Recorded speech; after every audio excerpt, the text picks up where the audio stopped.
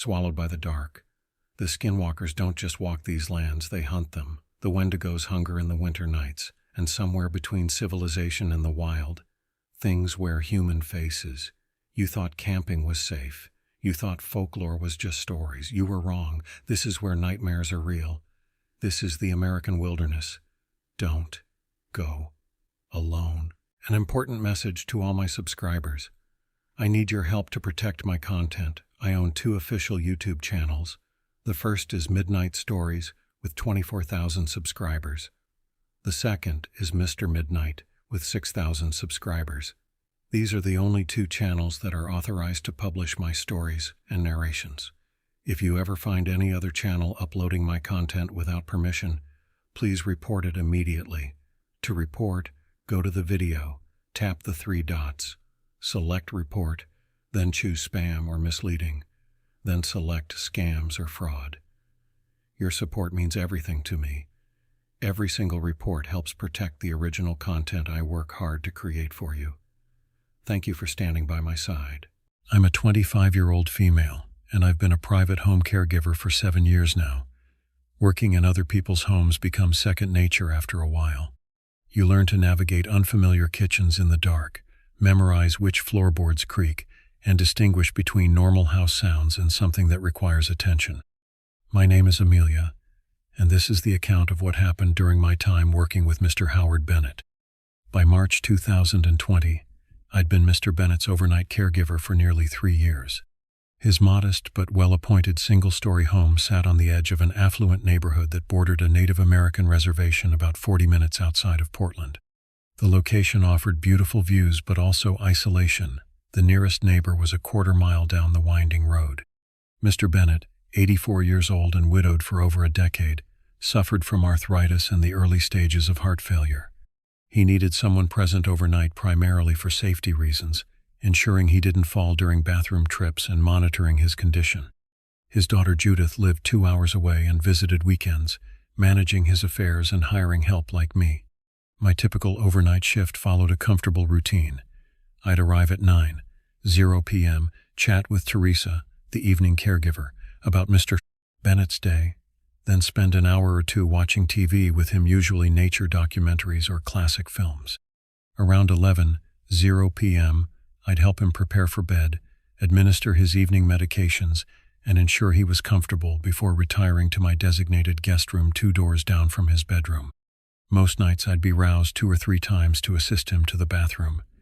Between these interruptions, I'd sleep lightly, always alert for his call button. It wasn't the most restful work, but it suited my natural night owl tendencies and allowed me to be home during the day with my 4-year-old daughter, Grace. The house itself was well maintained but showed its age, built in the mid-1970s with dark wood paneling in some rooms and a kitchen that had last been updated in the early 2000s. It had quirks, as all older homes do. The heating system made occasional banging noises as pipes expanded and contracted. The refrigerator hummed loudly during its cooling cycles. Wind would whistle through a poorly sealed window in the den. After 3 years, these sounds had become as familiar to me as the creaks of my own apartment. Mr. Bennett was an ideal client, kind, respectful, and appreciative of help without being demanding. He kept to himself mostly, reading historical biographies and tending to his small indoor herb garden. He rarely spoke about his late wife Caroline, though her presence remained throughout the house in carefully arranged photographs and untouched collections of porcelain figurines.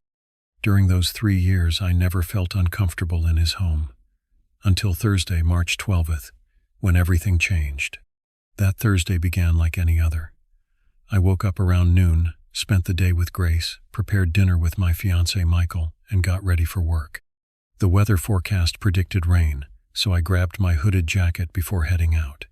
As I drove through the gradually darkening evening, nothing felt unusual or out of place.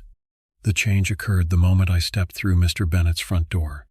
I inserted my key into the lock, turned the knob, and pushed open the heavy oak door. Immediately, a sensation unlike anything I'd experienced before swept over me, a crushing weight pressed against my chest, constricting my breathing. The air inside the house felt thick, almost resistant, as if pushing back against my presence. For several seconds, I stood frozen in the entryway, my hand still gripping the doorknob. The feeling wasn't physical pain, but rather an overwhelming sense of wrongness. The best comparison I can offer is the instinctive dread you feel seconds before receiving terrible news, your body somehow knowing before your mind that something is desperately amiss. I've always been sensitive to atmospheres. My grandmother called it the knowing and claimed it ran in our family. Throughout my life, I'd occasionally felt uneasy in certain places or around certain people without logical explanation. This was different. This was a visceral warning, my entire nervous system screaming at me to turn around and leave. But I couldn't leave. This was my job, and Mr. Bennett depended on me. I forced myself to breathe deeply and step fully inside, closing the door behind me. The interior looked exactly as it always had, warm lamplight illuminating the living room, the subtle scent of lemon furniture polish in the air, the sound of the television murmuring from Mr. Bennett's sitting room. Nothing visibly different, yet everything felt wrong. Teresa met me in the hallway, her expression neutral as she gathered her purse and jacket. Evening was quiet. She reported routinely. He had his dinner at 6, took his medication at 7:30, and has been watching TV since then. Blood pressure readings are in the logal normal. I wanted to ask if she felt anything unusual about the house, but hesitated. Teresa was pragmatic to a fault and would likely dismiss my concerns as imagination. Instead, I merely nodded and thanked her as she departed. When I entered the sitting room, Mr. Bennett looked up from his recliner with his usual gentle smile. "Amelia, right on time as always," he said, turning down the volume on a documentary about deep-sea exploration. "How's that little girl of yours?" I told him about Grace's latest preschool art project as I settled into my usual chair, all while that persistent sense of foreboding continued to press against me.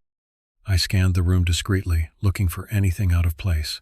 Nothing seemed unusual. Same furniture arrangement, same photographs on the mantel, same landscape paintings on the walls. Yet as we watched TV together, I couldn't shake the sensation of being observed. The feeling originated from the darkened hallway leading to the bedrooms. Every few minutes, my eyes would dart involuntarily to the threshold, expecting to see someone standing there in the shadows. Each time there was nothing but empty darkness. When it came time to help Mr. Bennett to bed, I was relieved to move away from that hallway.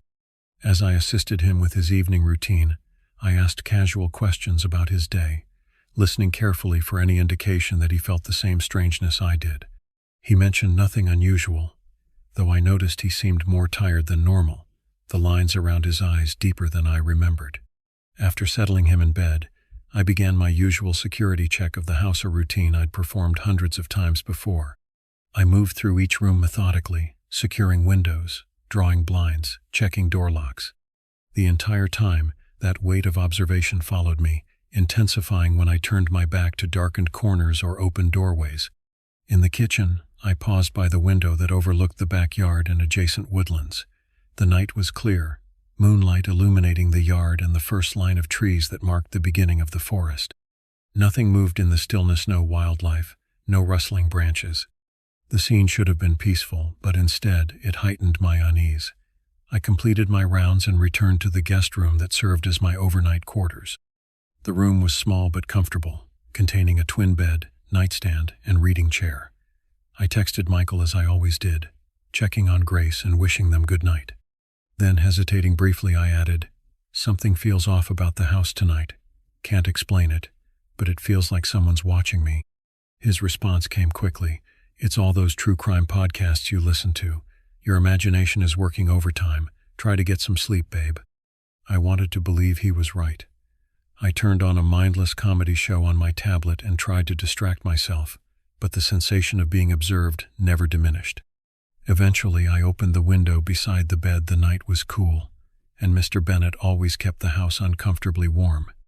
The fresh air provided momentary relief, but as I lay there in the dim light, I couldn't escape the feeling that something had entered the home, something that didn't belong.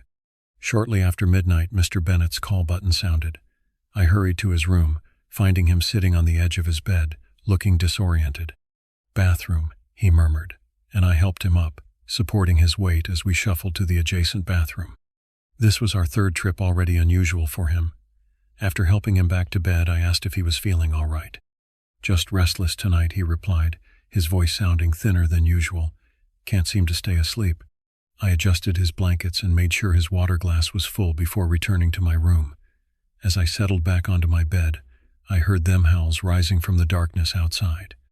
Growing up in rural New Hampshire, I was intimately familiar with coyote calls.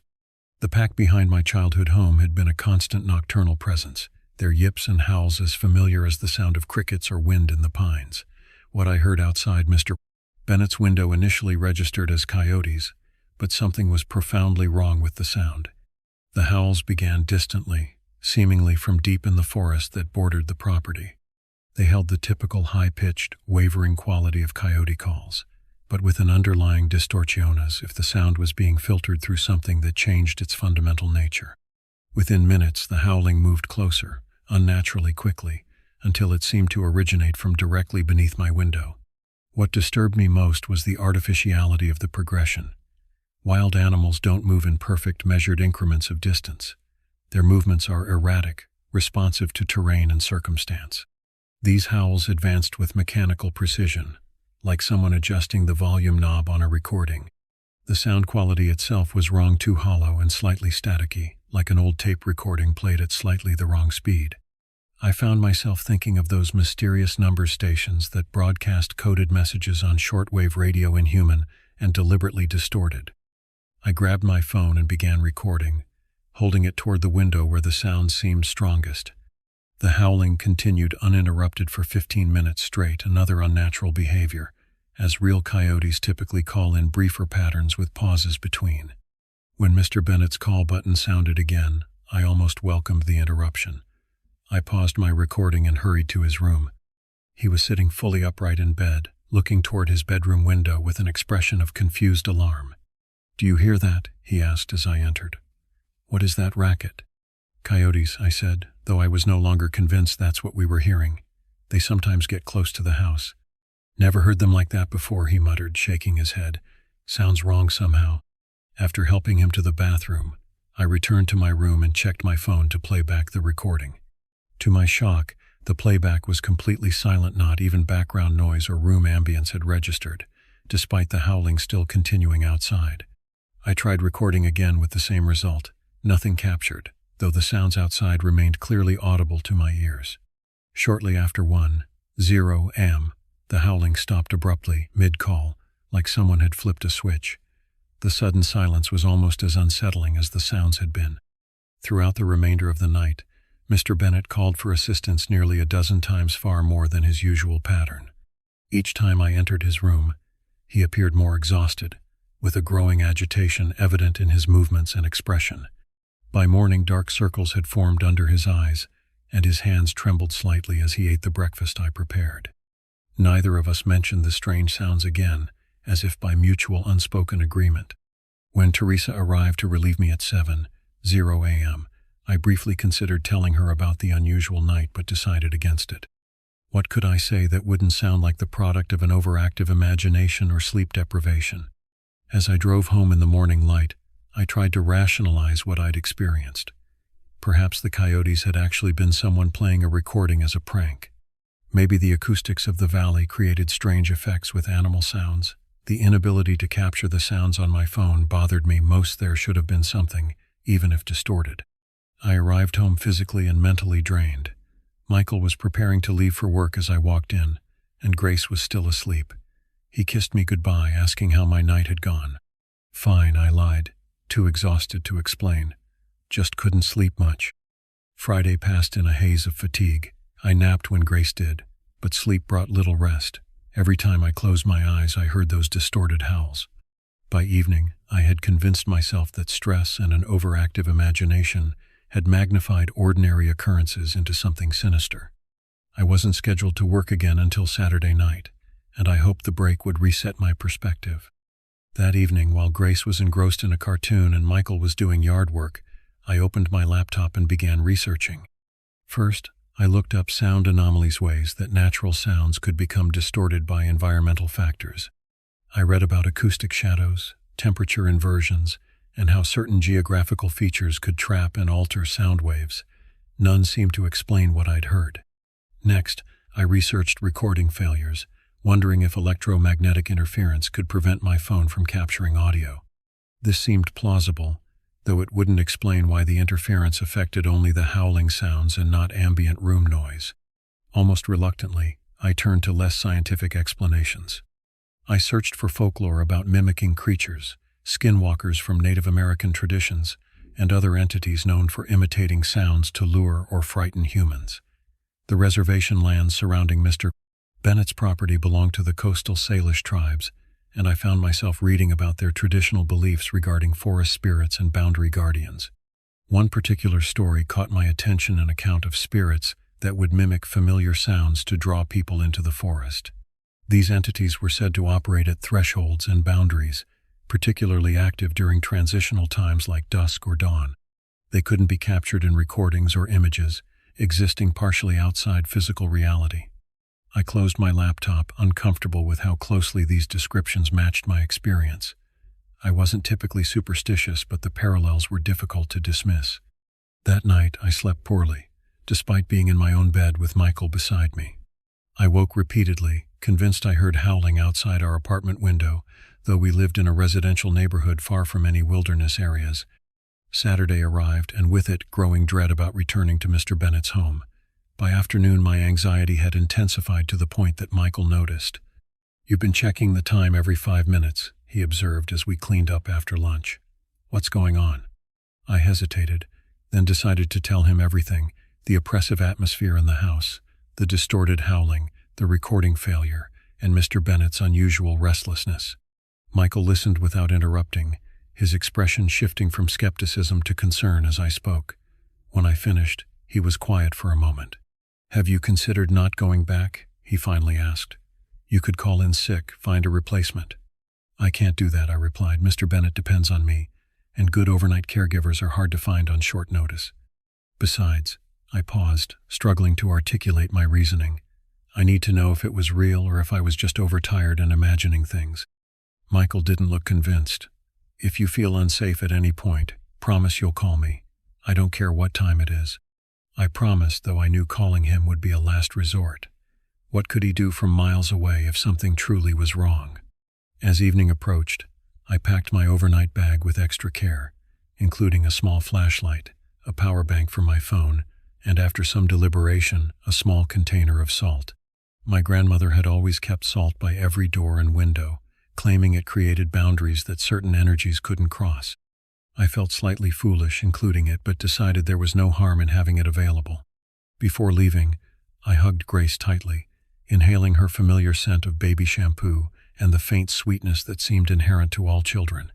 She wrapped her small arms around my neck, squeezing with surprising strength.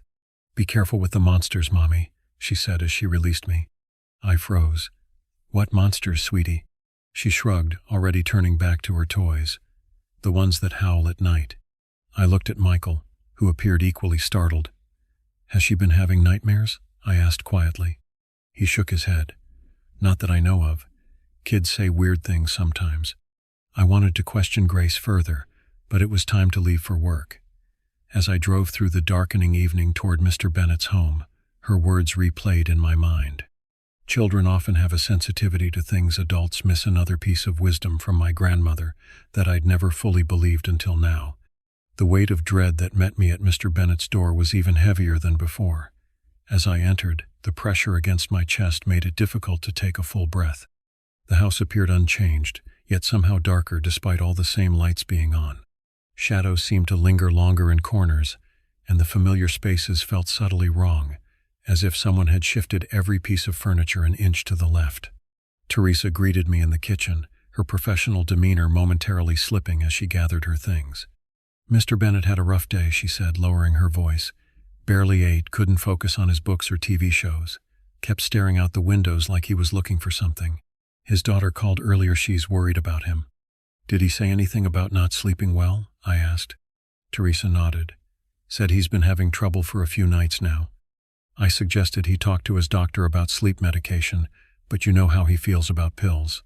She hesitated, then added, "He seems afraid of something." I asked him about it, but he just changed the subject.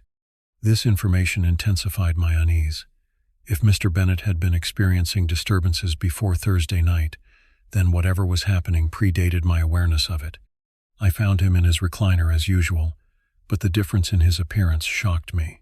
In just 2 days, he seemed to have aged years. His skin had a grayish pallor, and the lines in his face had deepened. Most alarming were his eyes, normally bright and alert.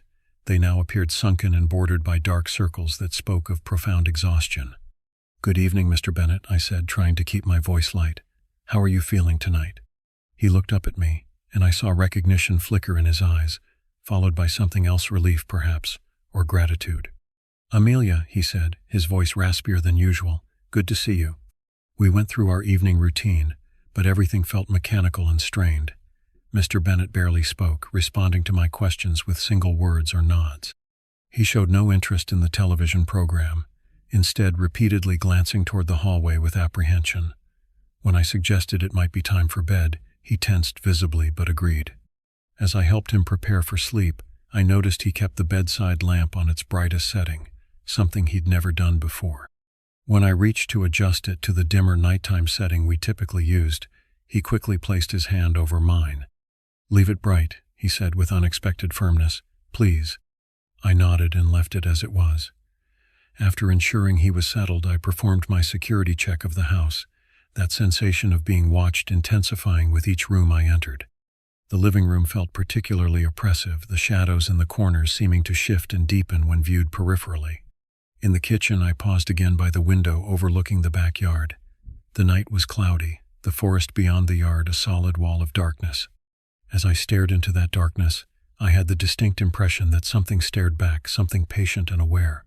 I completed my rounds and returned to my room, texting Michael to confirm I'd arrived safely. I deliberately kept my message casual, not wanting to worry him further. Then, despite the uncomfortably warm temperature in the house, I left my window closed. Whatever had produced those howls last night, I didn't want to invite it closer. For over an hour, I lay in bed scrolling mindlessly through social media, trying to distract myself from the heaviness in the air. Around midnight, Mr. Bennett's call button sounded. I found him sitting upright in bed, his eyes fixed on the far corner of the room. "I need to use the bathroom," he said, without looking at me. I helped him up, noting how his gaze remained locked on that empty corner until we left the room. After assisting him back to bed, I asked if he needed anything else. "Just stay a minute," he requested, still not meeting my eyes. I sat on the edge of the chair beside his bed. For several minutes we remained in silence, the only sound, the soft ticking of the analog clock on his nightstand. "Do you believe in evil, Amelia?" he finally asked, his voice barely above a whisper. The question caught me off guard. I suppose I do," I answered carefully, "though I think people use that word for a lot of different things." He nodded slowly. "There are things in this world that have no purpose except to cause harm, things that feed on fear and suffering."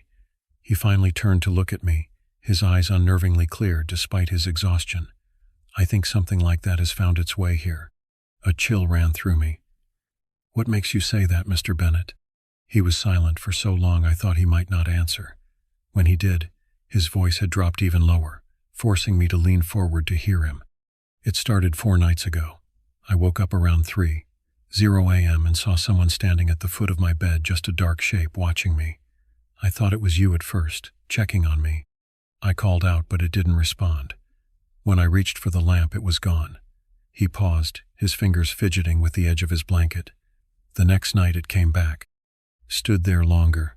Last night it stayed for hours. Every hair on my body seemed to stand on end. Have you told anyone else about this? Judith or Teresa?" He shook his head. "They'd think I was losing my mind. Maybe I am." His eyes drifted back to that corner of the room. "But I don't think so. It feels too real, too intentional." "What does it look like?" I asked, dreading the answer. "Just a shadow, deeper than the darkness around it. Man-shaped but wrong somehow, too tall, too thin. No features I can make out. But I can feel it watching me, studying me." His voice cracked slightly. "It wants something from me, Amelia. I don't know what, but I can feel its hunger." I struggled to find a response that wouldn't dismiss his experience while also not feeding his fear. "Have you been sleeping well otherwise? Sometimes exhaustion can cause our minds to play tricks on us." "I know what this sounds like," he replied, a hint of irritation in his tone. "I'm old, not senile. I know the difference between a dream and—" He trailed off, then added more softly, "It's here even when I'm wide awake." After a moment of uncomfortable silence, I assured him I would stay alert throughout the night and check on him frequently. This seemed to provide some comfort, and he settled back against his pillows, though his eyes remained fixed on that empty corner. I returned to my room deeply disturbed. Mr. Bennett was one of the most level-headed, practical people I knew. For him to speak of shadow figures and evil presences was wildly out of character. Yet his account aligned perfectly with the sensations I'd been experiencing, that feeling of being observed, the wrongness permeating the house. Around 1:00 a.m., the howling began again. This time it started much closer to the house, seemingly right outside in the yard. The same distorted mechanical quality pervaded the sound, but tonight there was a new element, rhythmic patterns that almost suggested language, as if something was attempting communication through the mimicry of animal calls. I tried recording again with the same result, perfect silence on playback. Frustrated, I pulled up the voice recorder on my phone and spoke directly into it. It's 1:17 a.m. on Saturday night. I'm hearing the howling sounds again outside Mr. Bennett's house. They sound like coyotes, but distorted, almost artificial. The recording isn't picking them up for some reason. Mr. Bennett saw what he describes as a shadow figure at the foot of his bed for the past 3 nights. I've been feeling watched since I arrived Thursday. Something is wrong with this house. This time the recording captured my voice perfectly. At least I would have some record of what was happening, even if I couldn't document the sounds themselves. The howling continued for nearly 20 minutes before abruptly ceasing mid-call, just as it had the previous night. In the silence that followed, Mr. Bennett's call button sounded again. When I entered his room, he was pressed against his headboard, his eyes wide with terror, fixed on the foot of his bed. "It's here," he whispered, not looking at me. "Standing right there. Can't you see it?" I stared at the empty space he indicated, seeing nothing but the ordinary darkness of a nighttime bedroom. Yet as I focused on that area, the air seemed to thicken, and the familiar sensation of being watched intensified dramatically. "I don't see anything," I admitted, moving closer to his side. "But I believe you." And I did. In that moment, I was certain he wasn't hallucinating. He was perceiving something real that remained just beyond my visual range. "It's watching us both now," he said, his voice trembling. "It knows we're talking about it." A surge of protective anger cut through my fear. Whatever this thing was, it was terrorizing an elderly man who deserved peace in his final years. Remembering the salt in my bag, I excused myself and hurried back to my room. I returned with the small container and, feeling somewhat foolish but determined, began sprinkling a line of salt across the threshold of his bedroom door and along his windowsill. Mr. Bennett watched me with a mixture of confusion and hope. "What are you doing?" "An old family tradition," I explained, continuing my work. "Salt creates boundaries that certain energies can't cross." When I finished, I returned to his bedside. "Is it still there?" He stared at the foot of his bed for a long moment, then shook his head slowly. "It's gone. For now." I stayed with him until he fell into an uneasy sleep, then returned to my own room, leaving both our doors open so I could hear if he called out. For the remainder of the night, Mr. Bennett slept more peacefully than he had in days, waking only once more for a bathroom visit. I, however, didn't sleep at all. Every sound, the house settling, the refrigerator cycling on, the wind outside, seemed loaded with significance and potential threat. Twice I thought I heard scratching at my window, but when I looked, there was nothing visible in the darkness. When morning finally arrived, bringing with it the reassurance of daylight, I felt hollowed out by exhaustion and fear. Mr. Bennett looked marginally better after getting some actual rest, but the improvement was slight compared to the decline I'd witnessed over the past few days. As I prepared his breakfast, I made a decision. Whatever was happening in this house, I couldn't ignore it or pretend it was normal. Something was targeting Mr. Bennett. And whether it was supernatural or had a rational explanation, it was causing real harm to a vulnerable person in my care. I needed to take action. I didn't work again until Monday night, giving me Sunday to research and prepare. After discussing everything with Michael, who was now genuinely concerned rather than skeptical, I began gathering information and supplies. My grandmother had been knowledgeable about folklore and protection rituals from various traditions. While I'd always viewed her practices with affectionate skepticism, her confidence in them had never wavered. Now, I found myself digging through boxes in our storage closet, searching for the notebook where I'd recorded her teachings after her death. I found it beneath old photo albums, a worn composition book filled with my hasty handwriting. Flipping through the pages, I found entries on house blessings, protection symbols, cleansing rituals, and guidelines for dealing with negative energies.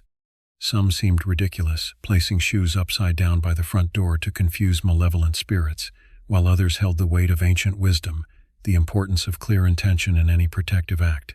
One entry in particular caught my attention, a section on protective stones. According to my grandmother, certain crystals and minerals could absorb or repel negative energies. Black tourmaline was specifically mentioned as effective against entities that feed on fear or anxiety. The salt barrier I'd created for Mr. Bennett had seemed to provide temporary relief. Perhaps something more permanent might offer lasting protection. I spent Sunday afternoon visiting 3 different metaphysical shops before finding what I needed: a substantial piece of black tourmaline about the size of my palm. The shop owner, a gray-haired woman with kind eyes, asked what I planned to use it for. "Protection," I said simply. She nodded, studying my face. "For yourself?" "For an elderly client. He's been seeing things in his room at night." Her expression remained neutral, but she selected a different piece from her display case, larger and more structured than the one I'd chosen. "This one has better energy for what you need, and you'll want to cleanse and charge it before placing it." She explained the process: washing the stone in salt water, allowing it to sit in direct sunlight or moonlight for several hours, and visualizing it filled with protective energy before placing it in the space I wanted to safeguard. I followed her instructions that afternoon, feeling self-conscious but determined. Michael watched without comment as I prepared the stone, though I could sense his skepticism. Grace, however, was fascinated by the process and insisted on helping me charge the tourmaline by holding it in the sunlight streaming through our window. "This will keep the monsters away," she declared with childish certainty. That evening, I called Judith, Mr. Bennett's daughter, explaining that I was concerned about her father's recent sleep disturbances and wanted her permission to try some alternative methods to help him rest better. I deliberately kept my explanation vague, focusing on his symptoms rather than possible causes. "Dad mentioned he hasn't been sleeping well," she confirmed. "I noticed how exhausted he looked when I visited last weekend. If you think something might help, I trust your judgment, Amelia. You've always taken good care of him." With her blessing and the tourmaline prepared, I felt more confident about my plan. Still, as Monday evening approached, my anxiety intensified. What if Mr. Bennett's shadow visitor was simply a symptom of an undiagnosed medical condition? What if the protective measures failed? What if they worked, but whatever was targeting him simply turned its attention to me instead? I arrived at his house Monday night, prepared for all possibilities. In addition to the tourmaline, I brought sage bundles for smudging, another of my grandmother's practices, holy water borrowed from a Catholic friend, and printed protection prayers from several different faith traditions. I felt slightly ridiculous with my arsenal of spiritual defenses, but the memory of Mr. Bennett's terrified expression kept me resolute. Teresa greeted me with evident relief. "He's been asking about you all day," she said as she gathered her things. "Keeps checking the clock, asking when you'd be arriving. I've never seen him so anxious about a caregiver change before." I found Mr. Bennett in his recliner as usual, but his posture was tense, his fingers gripping the armrests tightly. When he saw me, the relief on his face was palpable. "You're here," he said, exhaling slowly. "Good." "I'm here," I confirmed, setting my bags down, "and I have some ideas that might help with your nighttime visitor." His eyes widened slightly. "You believe me, then, about what I'm seeing?" "I do," I said firmly, "and I think there are ways we can keep it away from you." For the first time in days, I saw a spark of hope in his expression. We went through our evening routine with a sense of purpose that had been missing during recent shifts. As I helped him prepare for bed, I explained what I planned to do. "I'm going to place some protective items around your room," I told him, "and perform a small ritual to cleanse the space. It might seem strange, but these practices have been used across many cultures for centuries to ward off negative energies." He nodded, watching intently as I removed the tourmaline from my bag. "My Caroline would have approved," he said quietly. "She always said there were more things in this world than we could explain with science alone." I placed the tourmaline on the shelf above his bedroom doorway, positioned so it was directly over the entrance. Then, following my grandmother's instructions, I lit a sage bundle and moved slowly around the perimeter of the room, allowing the fragrant smoke to fill every corner while reciting a simple protection prayer. Mr. Bennett watched the process with solemn attention, occasionally closing his eyes as if in prayer himself.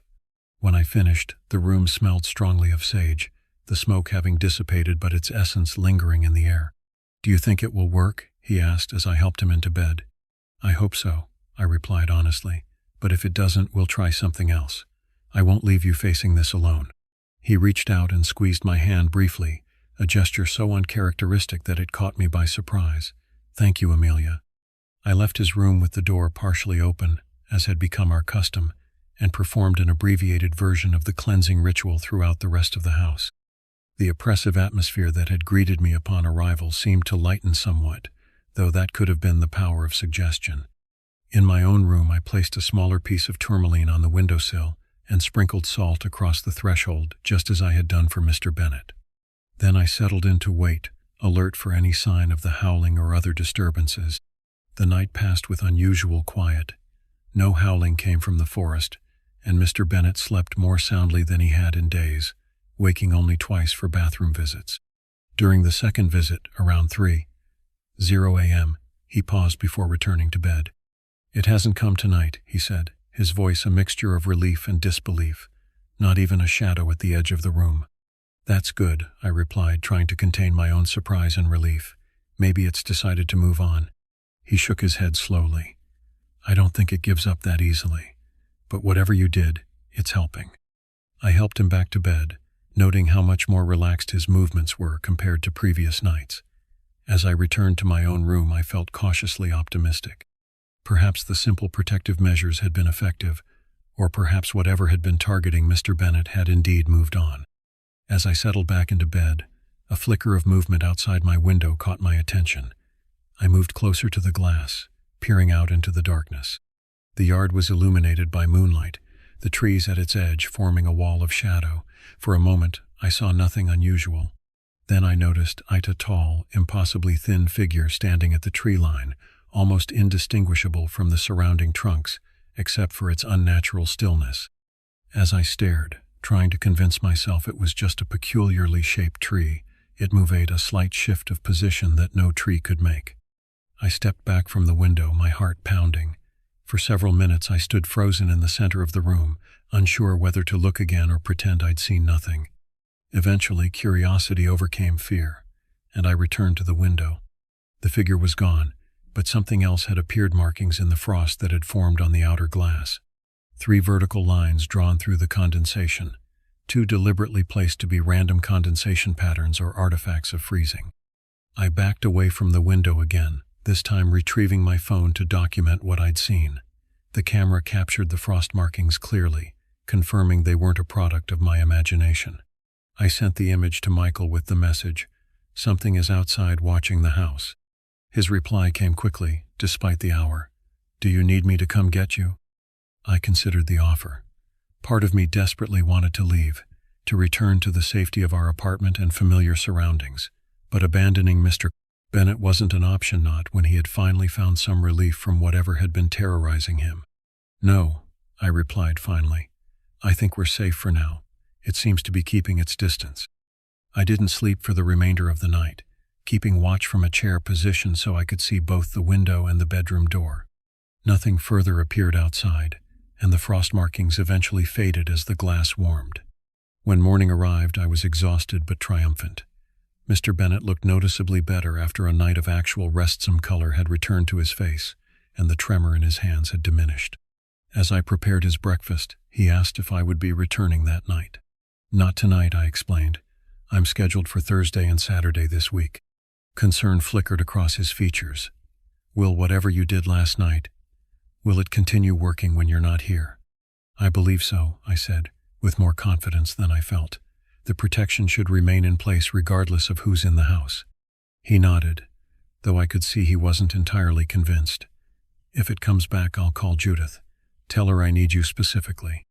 I left that morning with mixed emotions: relief that the protective measures seemed effective, concern about what might happen in my absence, and lingering unease about what I'd glimpsed outside the window. As I drove home in the brightening daylight, I tried to rationalize what I'd seen. Perhaps it had been a particularly tall, thin hiker stopping at the edge of the property. Perhaps the frost markings were simply condensation patterns that happened to look deliberate. But deep down I knew better. Whatever had been targeting Mr. Bennett from inside his home had been forced outside by our protective measures, but it hadn't gone far. The next 2 days passed uneventfully. I caught up on sleep, spent time with Grace, and tried to process everything that had happened. Michael remained supportive but practical, suggesting I might consider finding a different client if the situation at Mr. Bennett's continued to disturb me. "I can't abandon him now," I explained. "Not when he's finally getting some relief. Besides, I need to know this is resolved before I walk away." On Thursday evening, I returned to Mr. Bennett's home with a mixture of apprehension and determination. The atmosphere that greeted me was noticeably lighter. The oppressive weight that had characterized my previous visits was diminished, though not entirely absent. Teresa reported that Mr. Bennett had been sleeping better according to the night caregivers who had covered Tuesday and Wednesday. "Whatever you did seems to be working," she said, gathering her things. "He's been more himself these past 2 days, more alert, better appetite, even started reading again." Mr. Bennett confirmed this improvement when I joined him in the living room. "That shadow hasn't returned," he told me, his voice stronger than it had been in days. "I still feel something in the house sometimes, but it stays in the hallway, doesn't come into my room anymore." This aligned with my own sensations. The feeling of being watched persisted, but it seemed more distant, as if observing from afar rather than looming immediately behind me. The house itself felt less corrupted, the familiar spaces reclaiming their ordinary character. Our evening routine proceeded normally, and Mr. Bennett went to bed without the terror that had marked previous nights. I checked the tourmaline above his doorway, finding it still securely in place, then performed a shorter version of the sage cleansing ritual as a precaution. After completing my security rounds, I settled into my room, texting Michael that everything seemed improved. I left my window closed despite the warmth of the house, unwilling to risk invitation to whatever might still be lingering outside. Around midnight, I heard a sound that made my blood freeze, howling from the forest, but different from before. Instead of the mechanical, distorted quality that had characterized the previous instances, this howling sounded authentically animal, yet somehow performative, as if real coyotes were putting on a display specifically for human ears. I moved to my window cautiously, peering out into the moonlit yard. The tree line remained dark and seemingly empty, no sign of the tall figure I'd glimpsed before. The howling continued, rising and falling in patterns that still suggested communication rather than natural animal behavior. On impulse, I grabbed my phone and began recording. This time, to my surprise, the sounds registered on the playback faint but unmistakably present. Whatever had prevented recording previously seemed to have weakened or changed tactics. Mr. Bennett slept through the howling, waking only once during the night for a bathroom visit. When I checked on him, he seemed peaceful, mentioning nothing about shadows or feelings of being watched. By morning, he looked remarkably improved. The haunted expression that had dominated his features for days had faded, replaced by his usual calm alertness. "I feel myself again," he said as we ate breakfast together. "Whatever was happening seems to be passing." I nodded, not wanting to alarm him with what I'd heard overnight. "The protection seems to be working," I said instead. "We should maintain it just to be safe." That morning, as I prepared to leave, I performed a final check of the house. In the living room, I noticed something odd, a small black feather on the mantelpiece, precisely placed in the center as if deliberately positioned there. I was certain it hadn't been there the previous evening during my security rounds. I hesitated, then collected the feather using a tissue, placing it in a small plastic bag. It seemed important somehow, though I couldn't articulate why. As I drove home, I kept glancing at the bag on the passenger seat, half expecting the feather to have transformed into something else when I wasn't looking. It remained ordinary, just a small black feather, possibly from a crow or raven. Saturday night marked my final shift of the week with Mr. Bennett. The house felt almost normal when I arrived. The residual sense of wrongness had faded to barely perceptible levels. Teresa reported that Mr. Bennett had continued improving, even mentioning to his daughter during her Friday visit that he was sleeping better than he had in weeks. Our evening proceeded routinely, with Mr. Bennett more talkative and engaged than he had been in days. As we watched a documentary about ocean exploration, He suddenly muted the television during a commercial break. "I need to ask you something, Amelia," he said, turning to face me fully. "What do you think was happening here? Really?" I considered my answer carefully. "I think something was targeting you, something that feeds on fear and exhaustion. I don't know exactly what it was, but I believe it was real, not imagined." He nodded slowly. "I've lived a practical life, never gave much thought to things beyond what I could see and touch. But this," he shook his head, "this has changed how I see the world." "Not all changes in perspective are negative," I offered. "Sometimes they just expand our understanding." "True enough," he agreed, a hint of his usual thoughtfulness returning. "Caroline always said I was too rigid in my thinking. Perhaps she was right." That night passed peacefully, no howling, no disturbances, no calls from Mr. Bennett except for his routine bathroom visits. When I checked outside my window around 3:00 a.m., the yard and forest edge appeared normal, empty of any unnatural presences. In the morning, as I prepared to leave, Mr. Bennett called me into the living room where he sat in his favorite chair, a small wooden box in his hands. "I want you to have this," he said, extending the box toward me, "for everything you've done." I took it hesitantly. "That's not necessary, Mr. Bennett. I was just doing my job." "No," he said firmly. "You went far beyond your job. You believed me when others would have dismissed an old man's fears as confusion or dementia. You took action when professionals would have recommended medication to sedate me." He gestured to the box. "Please, open it." Inside was a delicate silver pendant, a small circle containing what appeared to be a protection symbol, similar to those I'd seen in my grandmother's notebook. "It was Caroline's," he explained. "Her grandmother gave it to her, said it would keep her safe from harm. I never put much stock in such things before, but now—" He smiled slightly. "Now I think there might be something to it after all." I was deeply touched by the gesture. "Are you sure you want me to have this? Shouldn't it go to Judith?" He shook his head. "Judith has plenty of her mother's jewelry. This belongs with someone who understands its true purpose." I thanked him sincerely, placing the pendant around my neck. Its weight felt reassuring against my skin. As I prepared to leave, Mr. Bennett asked if I would continue as his caregiver. "I'd feel better knowing you're here, even if our unwelcome visitor seems to have departed." "Of course," I assured him. "I'm not going anywhere."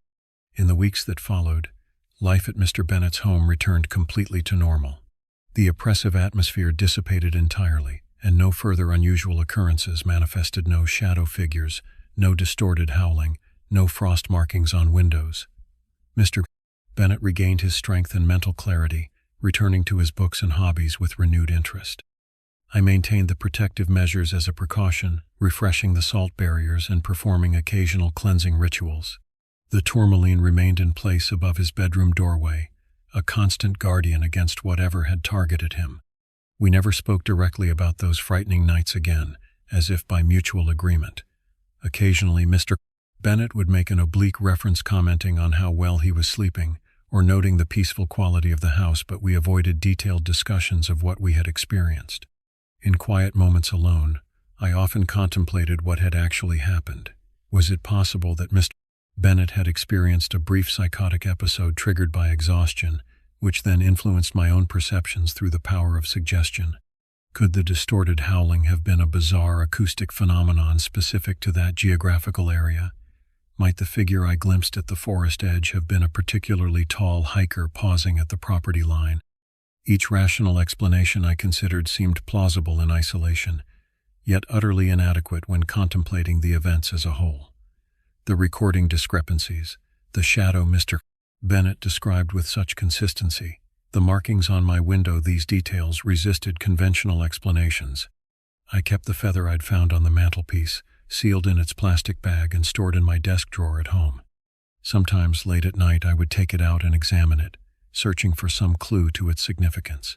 Under magnification, it appeared perfectly ordinary, just a feather from a common black bird.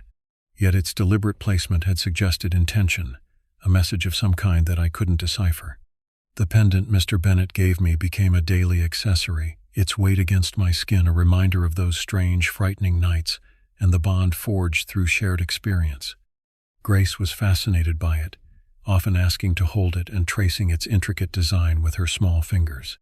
"It keeps the monsters away," she would say with childish certainty, echoing her earlier comment about the tourmaline. I never corrected her. Perhaps in her innocent wisdom she understood more clearly than I did. Michael remained skeptical but supportive, never dismissing my experiences outright but gently suggesting alternative explanations. Old houses make strange noises, he would offer. Exhaustion can play tricks on the mind. His rational perspective provided balance to my increasingly expanded worldview, and I valued his grounding influence even when we disagreed. 3 months after those unsettling nights, I received a phone call from Judith. Mr. Bennett had suffered a stroke and been hospitalized.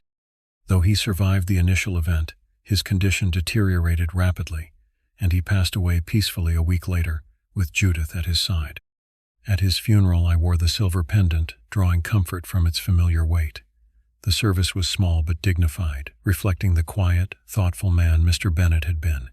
As attendees shared memories afterward, Judith sought me out, taking my hands in hers. Dad spoke of you often in his final months, she said. Said you saved him from something dark that had found its way into his home. She smiled sadly. I thought he was being poetic about your excellent care, but there was something in his eyes when he talked about it, a certainty that made me wonder.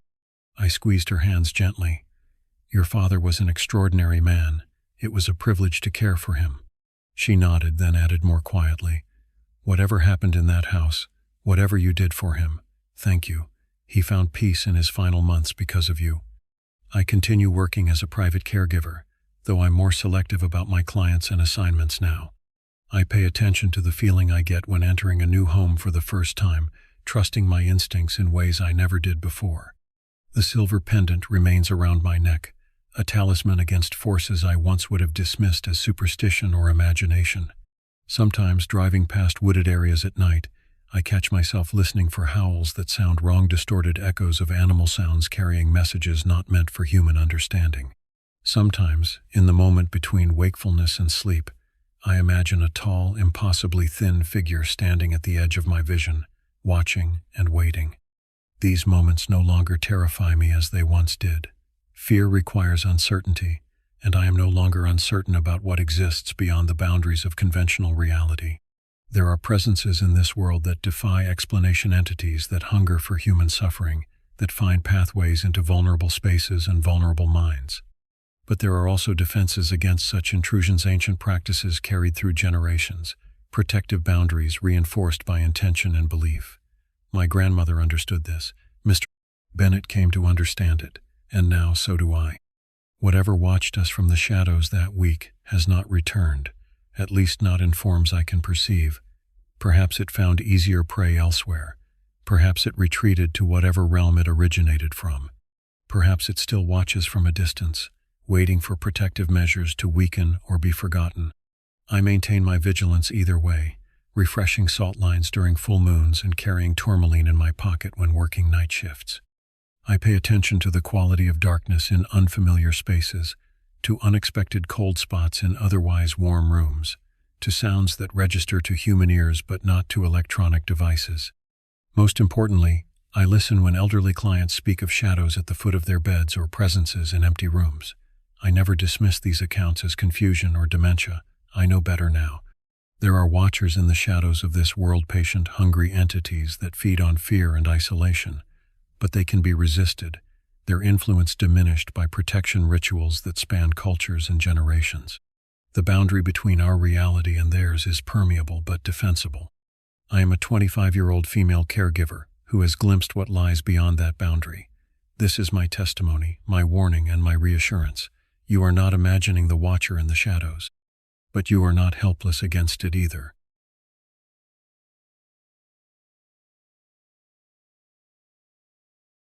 It was the autumn of 2019 when everything began. At 16 years old, I believed I understood the world around me, the dense population of the Netherlands, the carefully managed forests, the predictable rhythm of life in my small town near Utrecht. There was comfort in knowing that our wilderness was tamed, catalogued, and thoroughly explored. Unlike the vast wildernesses of North America or the uncharted depths of Siberia, nothing truly unknown could exist in our modest woodlands. My name is Lucas, and before I tell you what happened, I want to emphasize that what follows is entirely factual. I've spent countless hours since then researching possible explanations for what my friends and I experienced. The rational answers fall short. The woods near my home span approximately 35 square kilometers, modest by global standards, but the largest continuous forest in our vicinity. Growing up alongside these woods, I'd spent my childhood constructing elaborate fantasies within their borders, but by adolescence, I had relegated such imaginings to childish folly. Our town was unremarkable in most respects, a collection of brick houses, well-maintained bicycle lanes, and a single shopping district where elderly residents gathered to discuss the weather and local politics. Everyone knew everyone, which made our subsequent experiences all the more disturbing. In a place where anonymity was impossible, the unknown became particularly threatening. My parents worked long hours at the hospital, leaving me considerable freedom. I filled my days with school, cycling, and increasingly, exploration with my friends. We were good students generally, which granted us liberties that more troublesome teenagers might have been denied. This perceived responsibility created the perfect cover for what would become our most reckless adventures. The trees in our forest stood like sentinels, primarily pine and spruce, with scattered deciduous varieties creating patches of diversity. During daylight, sunlight filtered through branches in golden shafts, illuminating particles of dust and pollen. At night, however, the same trees transformed into looming shadows, their familiar forms warping into threatening silhouettes against the starlit sky. It was in this nocturnal transformation that we found our earliest thrills before genuine fear introduced itself to our lives. I remember the precise moment when our innocent explorations shifted towards something darker.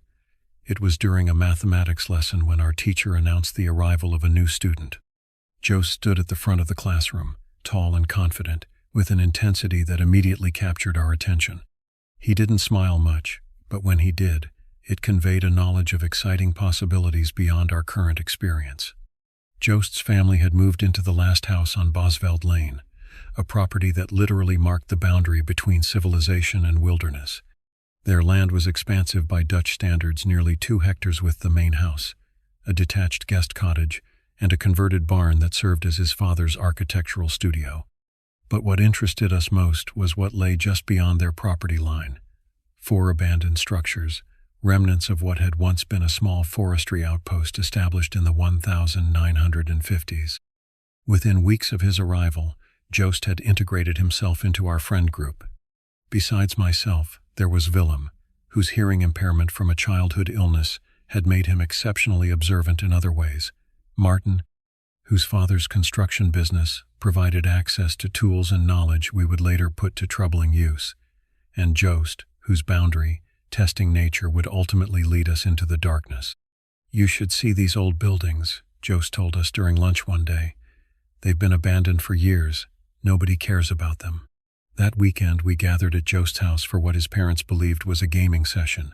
His mother, a kind woman with tired eyes, brought us snacks and reminded us not to stay up too late. We waited until midnight, when the lights in the main house went dark, before slipping out through the guest cottage's rear entrance. The abandoned property lay approximately 300 meters beyond Joest's land, accessible through a barely visible trail worn by decades of occasional foot traffic. Joest led with his phone's flashlight while I brought up the rear, constantly glancing backward into the darkness behind us.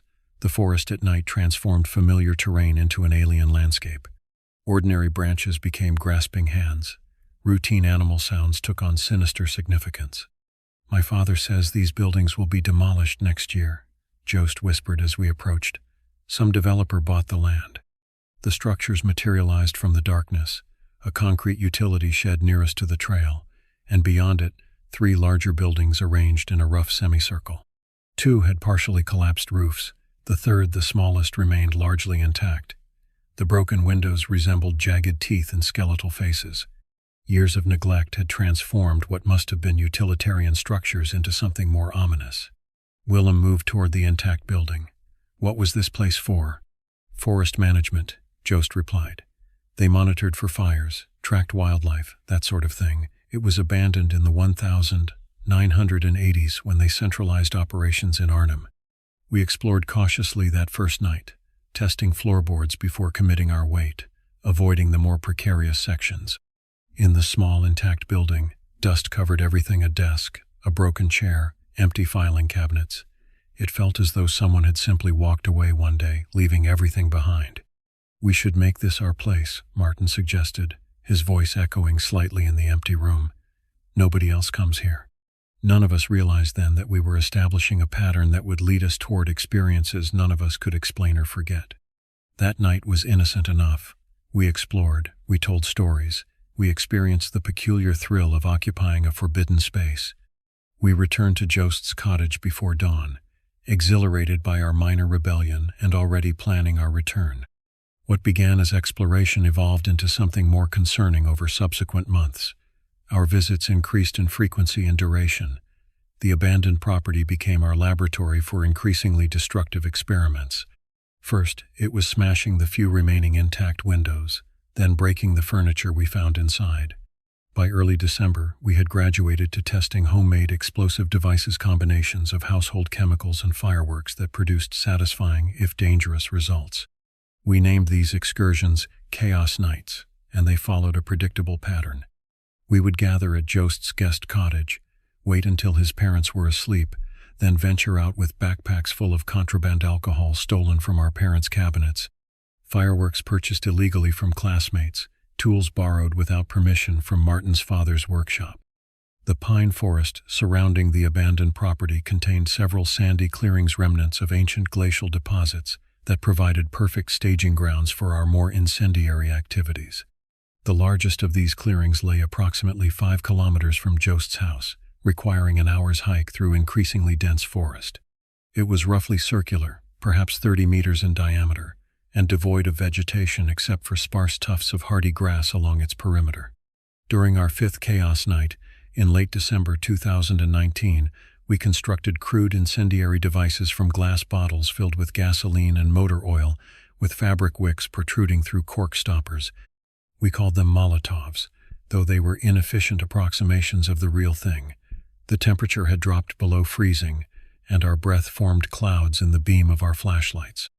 "This is where the real fun begins," Jost announced, holding a bottle aloft. "We'll start with the concrete shed." The shed was the safest place for such experiments. It's poured concrete construction resistant to fire, its location separated from the more flammable wooden structures by several meters of cleared ground. Willem stood watch at the trail entrance while Martin readied a camera to document our vandalism. The first bottle shattered against the interior wall of the shed, spreading flames in a brief but impressive display. The fire consumed the accelerant quickly, leaving scorched concrete but causing no real damage. We cheered at the spectacle, our voices unnaturally loud in the winter silence. We spent hours throwing our homemade weapons, competing to create the most impressive explosion, the tallest flames. Time seemed suspended in our reckless entertainment, the real world and its consequences impossibly distant. None of us noticed the gradual change in atmosphere until Joost paused, bottle in hand, and tilted his head. "Do you hear that?" he asked. We fell silent, straining to listen. Initially, I heard nothing beyond the normal forest sounds, the whisper of wind through pine needles, the occasional crack of a branch contracting in the cold. Then, faintly, something else. A rhythm that didn't belong, subtle but persistent. "Probably just the wind," Martin suggested, but his voice lacked conviction. "No," Jost insisted. "It sounds like breathing." We listened again. The sound remained just at the threshold of perception, present but impossible to locate. It seemed to come from all directions simultaneously, a soft inhalation and exhalation that mimicked human respiration but somehow wasn't quite right, too measured, too deliberate. "Someone's watching us," Willem concluded, his eyes scanning the tree line. "We should go." We left our remaining supplies and retreated toward Jost's house, moving quickly through the forest. The sensation of being observed persisted, raising the hair on my arms despite my layers of winter clothing. None of us spoke until we reached the safety of the guest cottage. "Probably just forest rangers," Martin suggested as we closed the door behind us. "They must patrol sometimes." "At 3 in the morning, Jost countered, "in freezing temperatures." We didn't return to the forest that night, but our experience, rather than deterring us, only intensified our fascination. Something about the forbidden, the potentially dangerous, drew us back repeatedly. We were playing with fire in more ways than one. Our most disturbing Chaos Night occurred in early January 2020. The holiday period had separated us, Martin had traveled with his family to visit relatives in Belgium, leaving just Jost, Willem, and me to maintain our ritual. The temperature had plummeted further, freezing the ground solid and creating a crystalline landscape that crunched beneath our boots. We had planned a pre-dawn expedition to the largest sandy clearing for a special display 15 liters of lighter fluid, arranged in an elaborate pattern that would create a momentary but spectacular fire design when ignited. The container was heavy, requiring us to take turns carrying it as we navigated the forest path. We walked in single file, Willem leading, then Jost, with me bringing up the rear. Frost had transformed the forest into a glittering otherworld, beautiful but alien. Our breath formed clouds that lingered in the still air before dissolving into nothingness. The moon was nearly full, casting blue-white light through the canopy and eliminating the need for flashlights along the more open sections of trail. We were approximately 2 kilometers from our destination when I heard a woman's voice, soft but distinct, no more than 3 meters to my right among the trees. The words were indecipherable, a continuous whispered monologue that contained the rhythms and patterns of human speech but remained just beyond comprehension. I stopped abruptly, nearly causing Jost to collide with me as he turned to see why I'd halted. "Did you hear that?" I whispered. Jost's eyes widened. He nodded slowly, turning toward the source of the sound. Willem continued forward for several paces before realizing we had stopped. "What's wrong?" he called back. "There's someone out there," Jost replied, his voice barely audible. "A woman, I think." Willem rejoined us, squinting in the direction we were facing. "I don't hear anything," he said, which wasn't surprising given his hearing impairment. The whispering continued, maintaining a consistent volume regardless of the silence we now held. It wasn't the wind, the night was still. It wasn't an animal, the cadence was unmistakably human.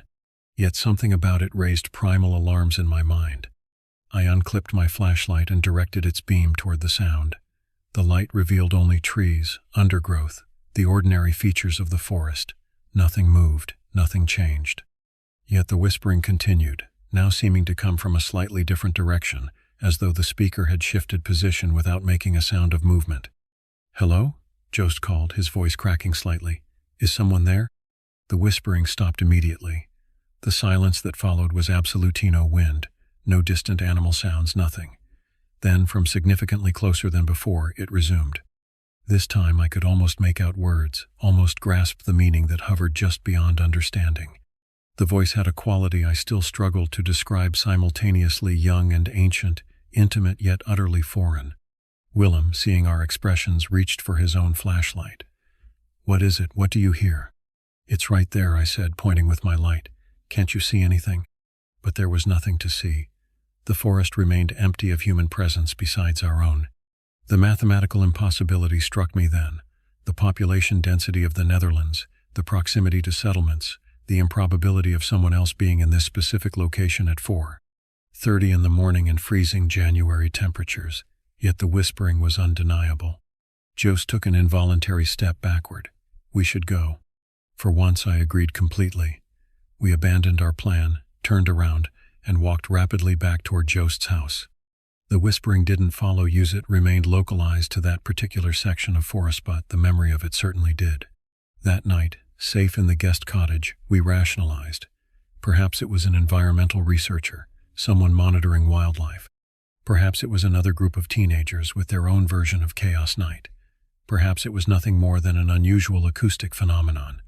None of these explanations satisfied us, but they allowed us to sleep, barely. Our encounter with the whispering voice temporarily dampened our enthusiasm for nocturnal forest adventures.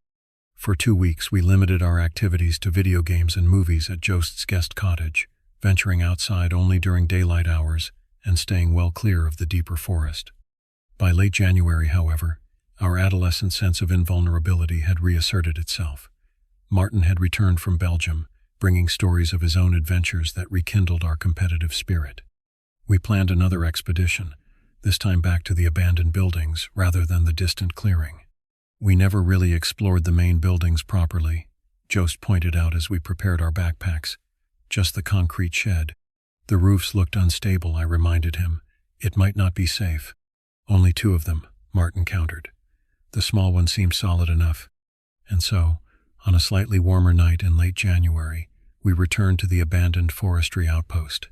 Our primary objective was to perfect our Molotov technique in the concrete shed, but curiosity about the other structures had been building.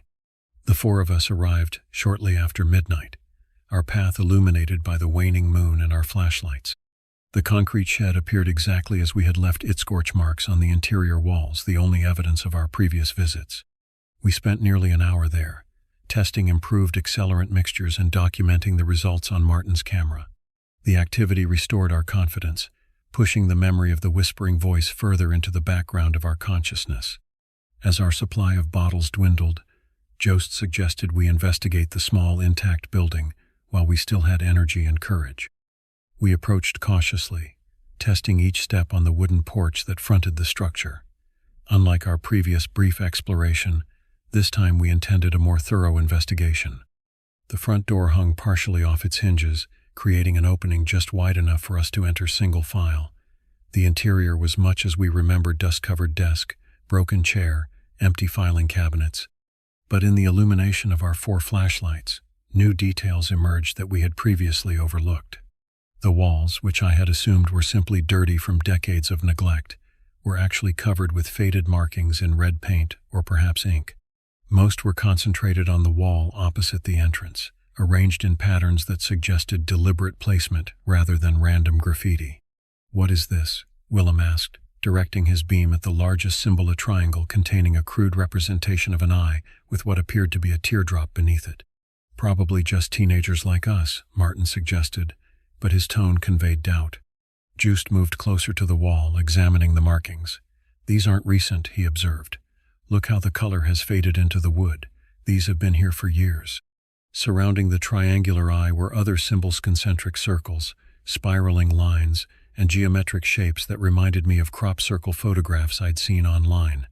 Most disturbing was the realization that these markings continued across all 4 walls, creating a continuous band of symbology that encircled the room. "Check this out," Willem called. He had moved further into the building and was indicating a section of floor that had been cleared of dust in a perfect circle approximately 2 meters in diameter. Around the perimeter of this circle were the melted remnants of candles, dozens of them, spaced at regular intervals. "This is recent," Willem continued, crouching to examine the floor more closely. "There's almost no dust inside this circle." A coldness that had nothing to do with the January temperature settled in my stomach. Someone had been using this abandoned building, and not for the childish, destructive play that characterized our own visits. This was organized, purposeful, and thoroughly unsettling. "There's another room," Jost announced, pointing his light toward a doorway at the rear of the main space. The second room was smaller and lacked windows entirely, creating a sealed environment that somehow felt more disturbing than the main area.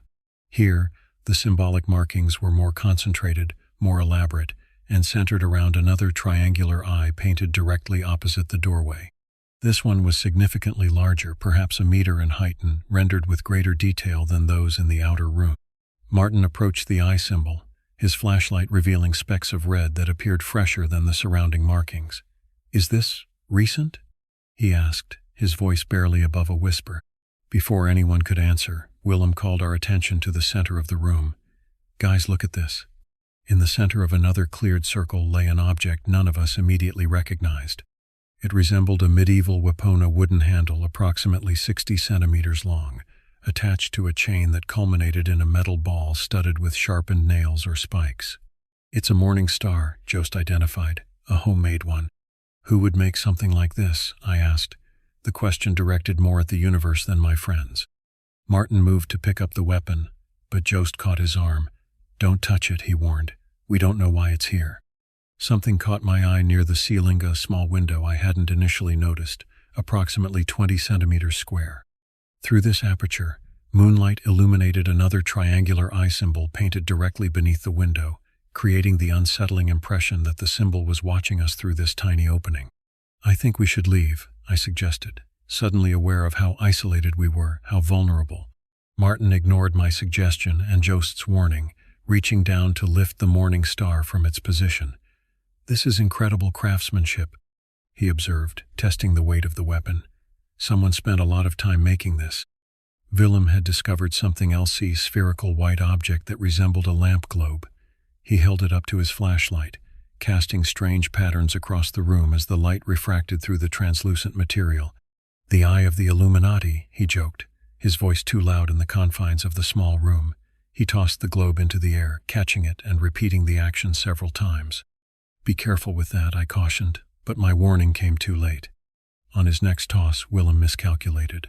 The globe sailed past his outstretched hands and shattered against the floor, fragments skittering across the wooden planks.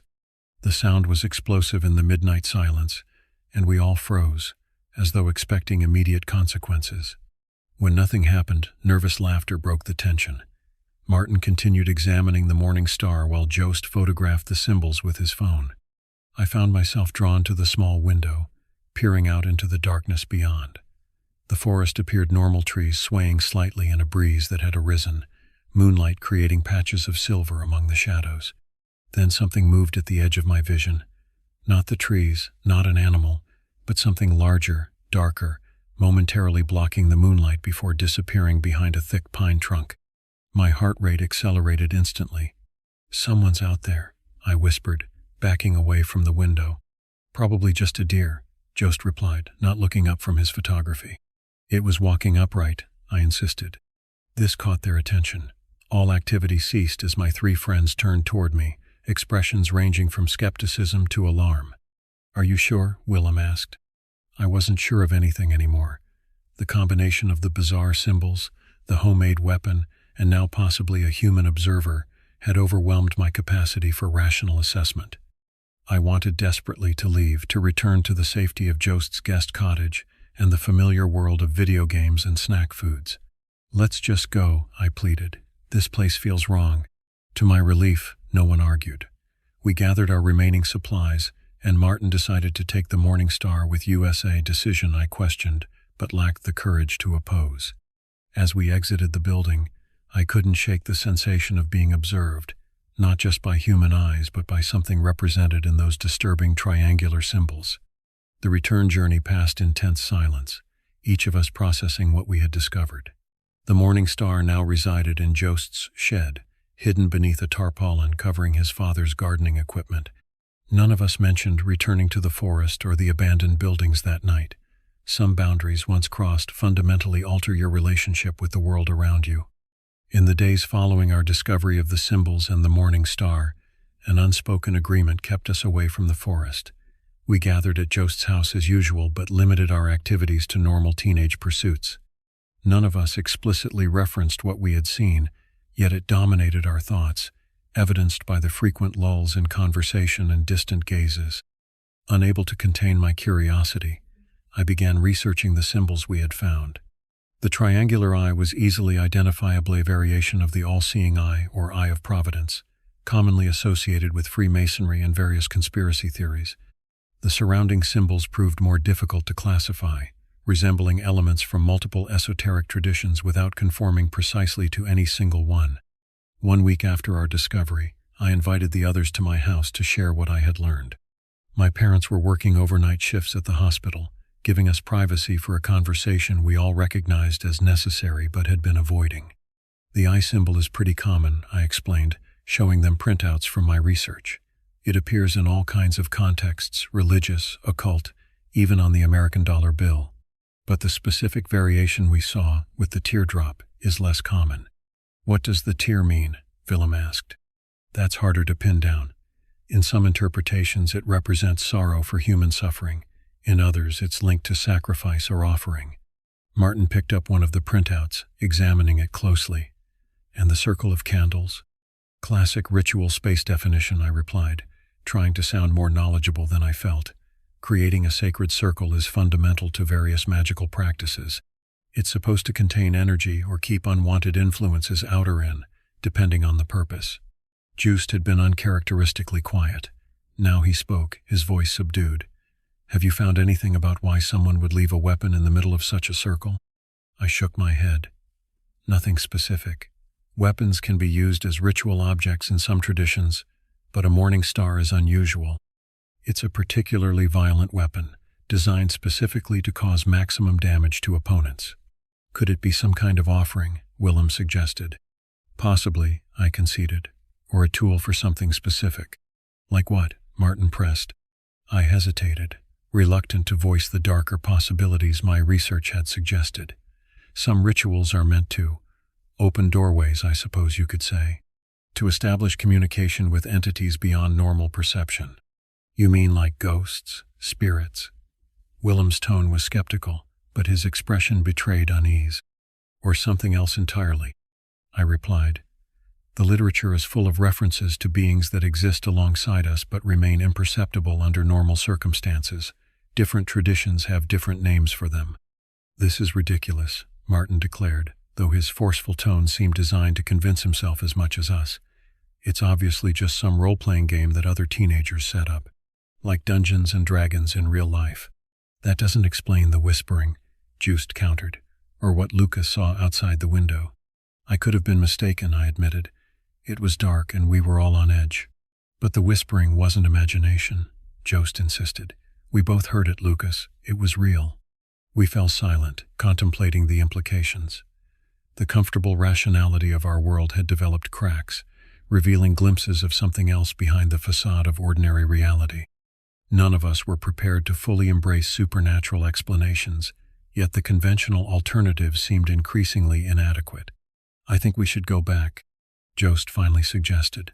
During the day, we can document everything properly, take samples of the red pigment, maybe figure out how long ago the symbols were painted. What about the whispering? Willem asked.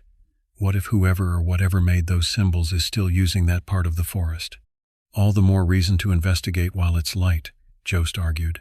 We can bring more people if you're worried. Safety in numbers. The suggestion awakened conflicting impulses: curiosity versus caution, the desire for answers versus the instinct for self-preservation. Before we could reach a decision, a notification chimed on Jost's phone. It's my dad, he announced, reading the message. There's been a development with the abandoned property. The demolition is happening earlier than planned, starting tomorrow. Tomorrow? Martin repeated. Why the rush? Apparently there have been complaints from hikers about suspicious activity in the area. The property owner decided to accelerate the timeline to prevent liability issues. The news created a new urgency. Whatever answers might be found in those buildings would soon be lost forever, buried under rubble or carted away to landfills. Our window of opportunity was closing rapidly. We have to go tonight, Willem declared, surprising us all with his decisiveness. It's our last chance. Reluctantly, I found myself agreeing. For all the fear those buildings had inspired, the prospect of never understanding what we had encountered was somehow worse. The mystery would remain unresolved, haunting us with possibilities rather than conclusions. Tonight then, Just confirmed. But we approach this differently. No Molotovs, no destructive behavior. We document everything: methodically, photographs, measurements, samples of the red substance. We treat it like a research expedition, not a chaos night. We agreed to meet at Jost's guest cottage at 11:00 p.m., allowing us to reach the abandoned property by midnight. As my friends departed to prepare, I remained haunted by the whispering voice and what might await us in the forest darkness. Some questions I was beginning to suspect were better left unanswered.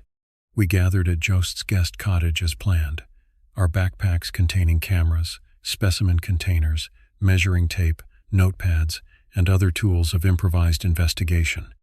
The night was overcast, the moon and stars obscured by a thick layer of clouds that had moved in during the evening. The resulting darkness seemed appropriate for what might be our final expedition to the abandoned property. The demolition crew arrives at 7:00 a.m., Jost informed us as we prepared to depart. We need to be clear of the area well before then. We set out at 11:30 p.m., following our familiar path through the forest. The absence of moonlight necessitated constant use of our flashlights, the beams creating tunnels of visibility that emphasized how little we could actually see of our surroundings. The forest felt different this night, the shadows deeper, the silence more complete.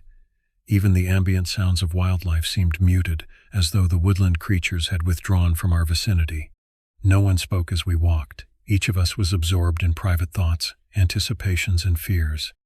The weight of our previous experiences hung over us, tempering the adolescent bravado that had characterized our earlier adventures. We were no longer just teenagers seeking thrills. We had become reluctant investigators of something we didn't understand but couldn't ignore. As we approached the final stretch of trail leading to the abandoned property, Jost raised his hand, signaling us to stop. He extinguished his flashlight and gestured for us to do the same. In the sudden darkness, he leaned close to whisper, "There's light ahead. Someone's there." He was right. Through the trees, approximately 200 meters distant, a faint glow emanated from the direction of the abandoned buildings. Not the bright, steady illumination of electric lights or work lamps, but the flickering organic light of flames perhaps, candles or small oil lamps. "What do we do?" Willem whispered. "We watch," Jost decided. "Carefully, we need to know who's using these buildings." We advanced slowly, moving from tree to tree, minimizing noise by testing each step before committing our weight. As we drew closer, the source of the light became clear, the small intact building where we had discovered the symbols and the morning star. Light spilled from its windows and the partially open door, creating pools of illumination on the surrounding ground. We positioned ourselves behind a dense cluster of pine trees approximately 50 meters from the building, close enough to observe but far enough to remain undetected. From this vantage point, we could see movement within the structure, at least 3 distinct shadows passing before the windows. "People," Martin whispered, his voice containing equal measures of relief and disappointment. "Just people." "But what are they doing?" I countered. As if in answer to my question, a figure emerged from the building. In the dim light, details were difficult to discern, but it appeared to be a man of average height wearing dark clothing. He carried something in his hands, an object that caught the light as he moved, revealing a metallic surface. The morning star. Our morning star. The realization struck us simultaneously. The weapon Martin had removed and Jost had hidden had somehow been returned to its original location. Either someone had found it in Jost's shed, highly unlikely given its concealment, or this was a second, identical weapon. The figure placed the morning star on the ground and retreated into the building. Moments later, he emerged again, accompanied by 2 others. All 3 were dressed similarly in dark clothing, their faces indistinct in the limited light. They arranged themselves around the building in a triangular formation, each position seemingly predetermined and significant. "They're performing some kind of ritual," Willem whispered, stating what had become obvious to all of us. From within the building came a new sound, a rhythmic, chanting in multiple voices, the words unfamiliar but the cadence measured and deliberate. The 3 figures outside remained motionless in their positions, creating a perimeter around the structure. Then came a sound that froze my blood, a woman's voice, whispering in the same incomprehensible manner we had heard in the forest. Not from the building or the 3 figures, but from somewhere in the darkness to our right, the same voice, unmistakably. Jost gripped my arm, his fingers digging painfully into my flesh. His wide eyes confirmed that he heard it too. Willem and Martin, positioned slightly further away, appeared oblivious to this particular sound, their attention fixed on the ritual unfolding before us. The whispering intensified, gathering urgency and volume while remaining just as unintelligible as before. It seemed to be responding to the chanting from the building, creating a disturbing counterpoint that raised goosebumps along my arms despite the mild temperature. One of the figures near the building turned suddenly, facing directly toward our hiding place. Though I couldn't make out his features, I felt with absolute certainty that he was looking at us, not just in our general direction, but directly at me specifically. He raised one arm, pointing toward our position with unmistakable purpose. "Run," Jost hissed, already backing away. "Now." We abandoned all pretense of stealth, turning and sprinting back down the trail toward Jost's property. Branches whipped against our faces, roots threatened to trip us in the darkness. Yet fear propelled us forward with unnatural speed and coordination. Behind us, voices shouted, human voices, angry and urgent. Flashlight beams cut through the forest, searching. The whispering had ceased, replaced by the sounds of pursuit, cracking branches, rustling undergrowth, labored breathing. We reached Jost's property in record time, bursting through the tree line and across the open lawn toward the guest cottage. Only when we were inside with the door locked and curtains drawn did we collapse, gasping for breath, our hearts pounding in synchronized terror. "They saw us," Martin panted. "They know who we are." "They don't," Jost countered, though his voice lacked conviction.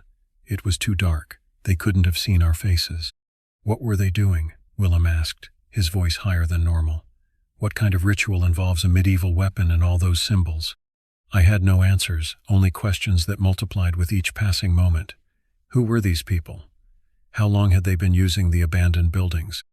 What was the significance of the triangular eye symbols and the morning star?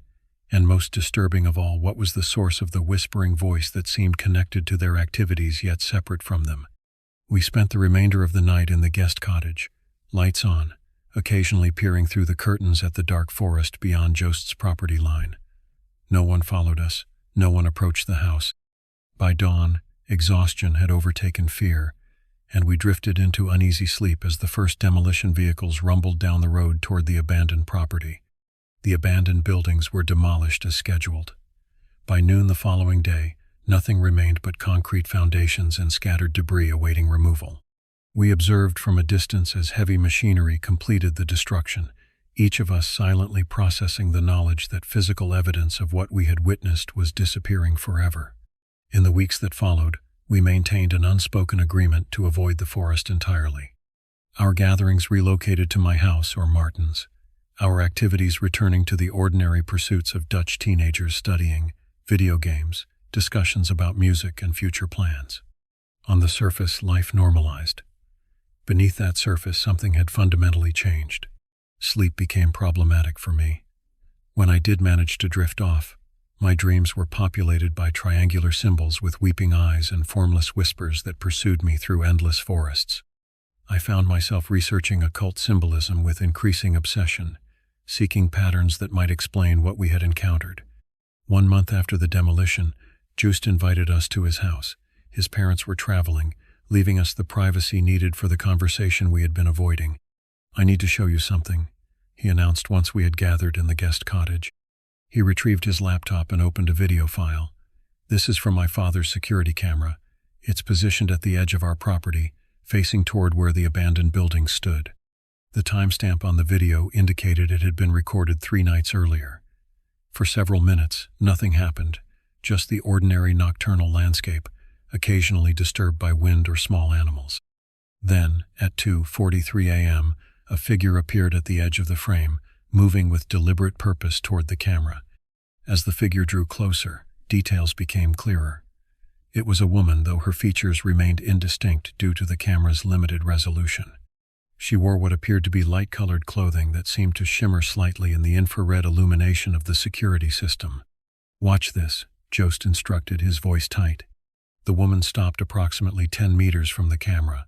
For nearly a minute she remained motionless, seemingly staring directly into the lens. Then her lips began to move. Though the video contained no audio, the movement was unmistakable. She was speaking, or more accurately, whispering. "Is that?" Willem began. "I think so," Jost confirmed. "The same voice we heard in the forest." The woman's whispering continued for precisely 2 minutes and 17 seconds. Then, without warning or transition, she was simply gone. Not walking away, not fading, gradually present in one frame, absent in the next. "That's impossible," Martin declared, leaning closer to the screen. "Play it again." Jost complied, advancing frame by frame through the moment of disappearance. There was no technical glitch, no jump in the recording. One moment the woman was there, the next she wasn't. "This doesn't prove anything supernatural," Martin insisted, though his voice lacked conviction. "It could be video manipulation or a camera malfunction." "My father's security system is professional grade," Jost countered. "And why would anyone bother faking something like this?" I had been silent, processing what I had seen. Now I spoke, giving voice to the question that troubled me most. What if she's still out there? What if whatever ritual those people were performing actually accomplished something? "Accomplished what?" Willem demanded. "I don't know," I admitted. "But in most traditions, rituals involving specific symbols, specific locations, and specific tools are meant to establish communication or connection with something else. Something not usually accessible." "You mean like summoning?" Martin's tone was skeptical, but his expression betrayed genuine concern. "Or creating a doorway," I suggested. "The Dutch folklore about the forests has always included stories about boundaries between worlds growing thin in certain locations under certain conditions." "Those are just stories," Willem protested. "Fairy tales to explain natural phenomena people didn't understand." "Maybe," I conceded. "Or maybe they were warnings based on actual experiences. preserved through generations in the form of folk tales. Jost closed his laptop, his expression grave. Whatever the explanation, I don't think we've seen the last of this. The buildings are gone, but the forest remains. And so does she, apparently. In the year since that conversation, we have maintained our distance from the forest. Our chaos nights have ended, replaced by more conventional teenage activities. We've never discussed what happened with anyone outside our small group, knowing that the story would sound like adolescent fantasy or fabrication. Yet occasionally, when the wind blows from the direction of the forest, I find myself listening for whispers among the natural sounds. Sometimes, walking home after dark, I sense eyes watching from the shadows, triangular, weeping eyes that exist in some overlapping reality adjacent to our own. The abandoned buildings are gone, demolished, and replaced with new construction, modern houses with manicured lawns and carefully tended gardens. The new residents report nothing unusual, no whispers in the night, no strange figures at the forest's edge. Perhaps the ritual was tied specifically to those old structures, the decades of isolation creating conditions that cannot be replicated. Or perhaps the boundary remains permeable, the connection established through ritual maintaining itself through means we cannot comprehend. Perhaps she waits in the forest darkness, whispering messages we almost understand, watching through triangular eyes that weep for reasons beyond our knowledge. I still live in the Netherlands, where the forests are small and thoroughly documented, where population density should preclude anything truly unknown from existing undetected. Yet I no longer walk those forests after sunset. I no longer dismiss the impossible quite so readily. And sometimes in dreams I hear whispering that follows me into waking sounds that might be whined through pine needles, or might be something else entirely, something that found its way through a doorway we inadvertently helped to open. The morning star was never found. Jost claims it disappeared from his shed the same night we witnessed the ritual. Whether it was taken by the people we observed or simply vanished remains another unanswered question and a mystery that defies conventional explanation. What remains certain is this: in the managed wilderness of the Netherlands, where every tree and path is catalogued and known, something exists that escapes classification. Something that whispers in a woman's voice while remaining unseen. Something connected to ancient symbols and ritualistic patterns. Something that watches through triangular eyes that weep for reasons I hope I never understand.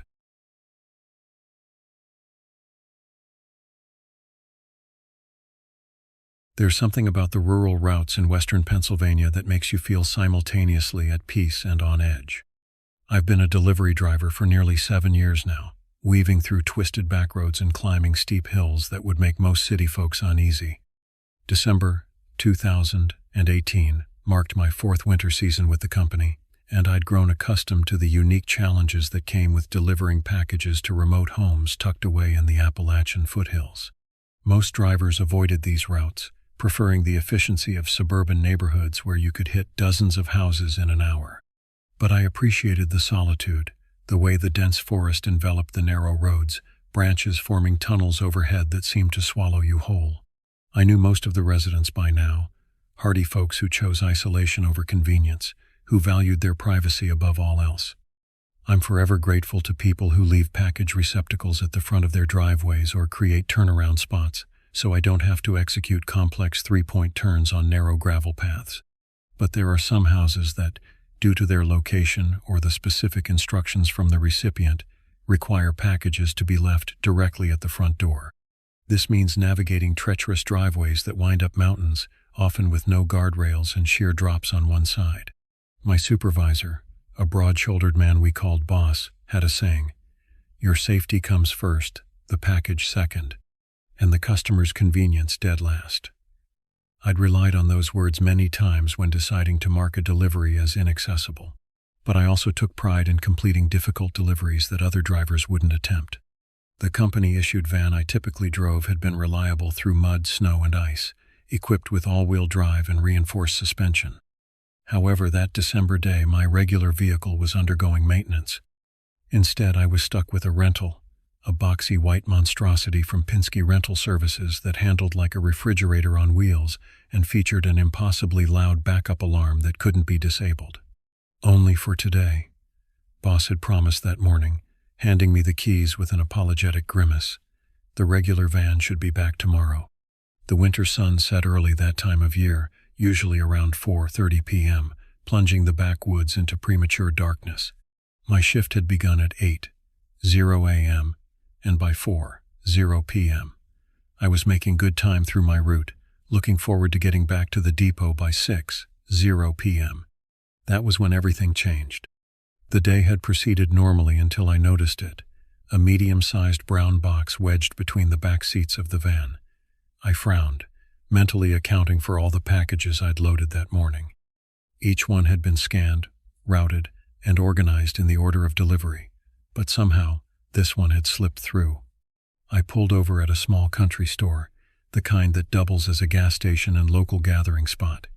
The parking lot was empty except for a rusted pickup truck, its owner presumably inside purchasing cigarettes or lottery tickets.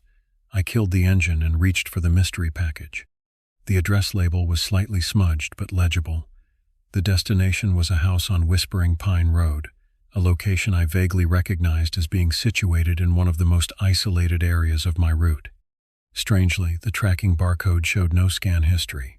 It was as if the package had materialized in my van without going through the normal processing channels. I checked my handheld device, scrolling through the remaining deliveries. The address wasn't listed. According to the official route, this package didn't exist. "That's odd," I muttered, examining the label more closely. The recipient's name was written in a spidery hand. J. Morrison. No phone number, no delivery instructions. Just the address and a pharmacy's return label, indicating the contents were likely medication. I hesitated, considering my options. The proper procedure would be to bring the package back to the depot for proper routing the following day. But if it contained medication, someone might be waiting for it urgently. The address was actually on my way back to the depot, though it would require a detour up one of the mountain roads. I glanced at my watch. 4:15 p.m. Darkness was already descending, the forest beyond the parking lot transforming into an impenetrable wall of black. Against my better judgment, I decided to deliver the package. It would add maybe 30 minutes to my route, and someone's health might depend on it. I programmed the address into my GPS and pulled back onto the road, unaware that this simple decision would haunt me for years to come. The GPS directed me off the main highway onto a series of increasingly narrow roads, first asphalt, then gravel, then little more than dirt paths barely wide enough for my van. The trees closed in on both sides, branches scraping against the windows like skeletal fingers seeking entry. My headlights carved a weak tunnel through the darkness, hardly penetrating more than 20 feet ahead. I slowed to a crawl, straining to see the occasional reflective address markers that sporadically appeared on trees or mailboxes. The further I ventured from the main road, the more my unease grew. This area was different from my usual territory, wilder somehow, more primeval. The houses became scarcer, set farther back from the road and from each other. Occasionally I'd glimpse lights through the trees, warm yellow squares floating in the darkness, signs of life amid the wilderness, but these became increasingly rare as I climbed higher into the hills. The GPS stuttered, losing signal momentarily before recalculating. In 1.2 miles, turn right onto Whispering Pine Road, the mechanical voice instructed, sounding unnaturally loud in the silence of the van. I gripped the steering wheel tighter, my palms damp despite the chill air leaking through the poorly sealed windows. Something about this delivery felt wrong. The misrouted package, the unfamiliar territory, the deepening darkness, all conspired to set my nerves on edge. The temperature had dropped considerably as evening approached. The weatherman had predicted overnight lows in the 20s, with a chance of freezing rain. Already I could see frost forming at the edges of the windshield, creeping inward like crystalline ivy. I rounded a bend and nearly missed the turnoff for Whispering Pine Road. It was barely marked, just a weathered wooden sign half concealed by overgrown foliage. I braked sharply and made the turn, wincing as the van's undercarriage scraped against the uneven terrain. This road was hardly deserving of the name. It was more of a trail, rutted and overgrown, clearly unused for extended periods. The vegetation brushed against the sides of the van, leaving soft scratching sounds that made my skin crawl. After another half-mile of painfully slow progress, the GPS announced, "You have arrived at your destination." I stopped the van and peered through the windshield. In the beam of my headlights, I could make out a battered metal mailbox bearing the number that matched my package. Beyond it, a driveway disappeared into the darkness, swallowed by the dense growth on either side. For a long moment I sat there, engine idling, heat blasting ineffectually against the encroaching cold. Every instinct told me to turn around, to take the package back to the depot and let someone else deal with it tomorrow. But I thought of the medication inside, potentially crucial to someone's well-being. And I admit, there was professional pride involved too. I wasn't going to be defeated by a difficult delivery. Taking a deep breath, I put the van in drive and turned onto the driveway, branches scraping along the sides like nails on a chalkboard as I descended deeper into the darkness. The driveway twisted upward, carved into the side of the hill like a scar. What little gravel remained had long since been overrun by persistent vegetation, creating a green carpet that crunched unnervingly beneath the van's tires. On both sides, the forest pressed in, not the managed, orderly woods of a maintained property, but a wild tangle that suggested years of neglect. I kept the engine running, both for the headlights and for the psychological comfort of the rumbling motor. The driveway curved sharply, and suddenly a structure loomed before me, a tall cabin built directly into the hillside. The architecture was odd, almost organic, as if it had grown from the earth rather than been constructed upon it. The lower level appeared to be a garage, its doors closed and weathered. Above it, the main floor extended outward from the hill, supported by thick wooden beams that disappeared into the darkness below. A covered porch wrapped around the front, accessible by a set of wooden steps that climbed from the parking area. No exterior lights illuminated the property. The only sign that anyone might be home was the faintest orange glow visible through the windows, possibly from a fireplace rather than electric lighting. I parked as close to the steps as possible, angling the van's headlights toward the porch to create some visibility. The package felt unusually heavy in my hands as I retrieved it from the passenger seat. I double-checked the address on my device, though I knew it matched. This was definitely the place. The steps creaked ominously as I ascended, each one sagging slightly beneath my weight. The vegetation grew right up to the porch, thick vines twining around the railings as if trying to reclaim the structure for the wilderness. From this elevated vantage point, I could see just how isolated the property was. No other homes were visible in any direction, just the endless dark sea of forest stretching to the horizon. The nearest neighbor must have been miles away. I approached the front door, noticing details that increased my discomfort. The windows were smudged with years of grime, making it difficult to see inside clearly. The porch boards were warped and uneven, creating tripping hazards. A collection of peculiar objects hung from the rafters, what appeared to be animal bones and dried plants, possibly for practical purposes like drying herbs, but unsettling nonetheless in the dim light. As I raised my hand to knock, I shifted position slightly and caught a clearer glimpse through the front window. The interior was indeed lit only by a fireplace, casting wavering shadows across a room that seemed frozen in time. Mounted animal heads adorned the walls, their glass eyes reflecting the firelight with an eerie semblance of life. Worn leather furniture faced the flames, and various hunting implements hung from the walls. And there, sitting perfectly still in a wooden chair directly facing the door, was an old man. The old man sat with a stillness that seemed inhuman. His posture was rigid, back perfectly straight, hands resting palms down on his thighs. He wore a maroon flannel shirt tucked into faded jeans, both garments appearing as weathered as the cabin itself. His white hair was cut short in a severe style that emphasized the angularity of his face. But it was his expression, or rather the complete lack of one, that disturbed me most. His features were arranged in perfect neutrality, devoid of the micro-expressions that naturally animate a human face. His eyes stared directly forward, seemingly focused on the front door where I stood. I had been trained to maintain a friendly demeanor with customers, but something about this man's unnatural stillness froze the smile on my face. I realized I'd been standing there for nearly a minute, package in hand, staring through the window at this strange resident. Embarrassment quickly replaced my unease. He was probably just an eccentric old man, annoyed that some delivery driver was peering into his home at dusk. I needed to complete the delivery and leave. I fumbled with my device, trying to record the delivery in our system. Since the package hadn't been properly routed, I had to manually enter the address and take a verification photo. The porch was too dark for the camera, so I activated my flashlight. When I looked up again, the old man was standing. The transition had happened in less than a second. In the brief moment, my attention had shifted to my device. There had been no rising from the chair, no natural movement. One instant he was seated, the next he was standing perfectly erect in exactly the same spot, arms still at his sides, face still expressionless. No elderly person moves that quickly. It was physically impossible. I nearly dropped the package, a cold sweat breaking out across my back despite the frigid air. I forced myself to complete the delivery confirmation, my fingers trembling as I snapped a photo of the package at the doorstep. I placed the box down carefully, deciding against knocking.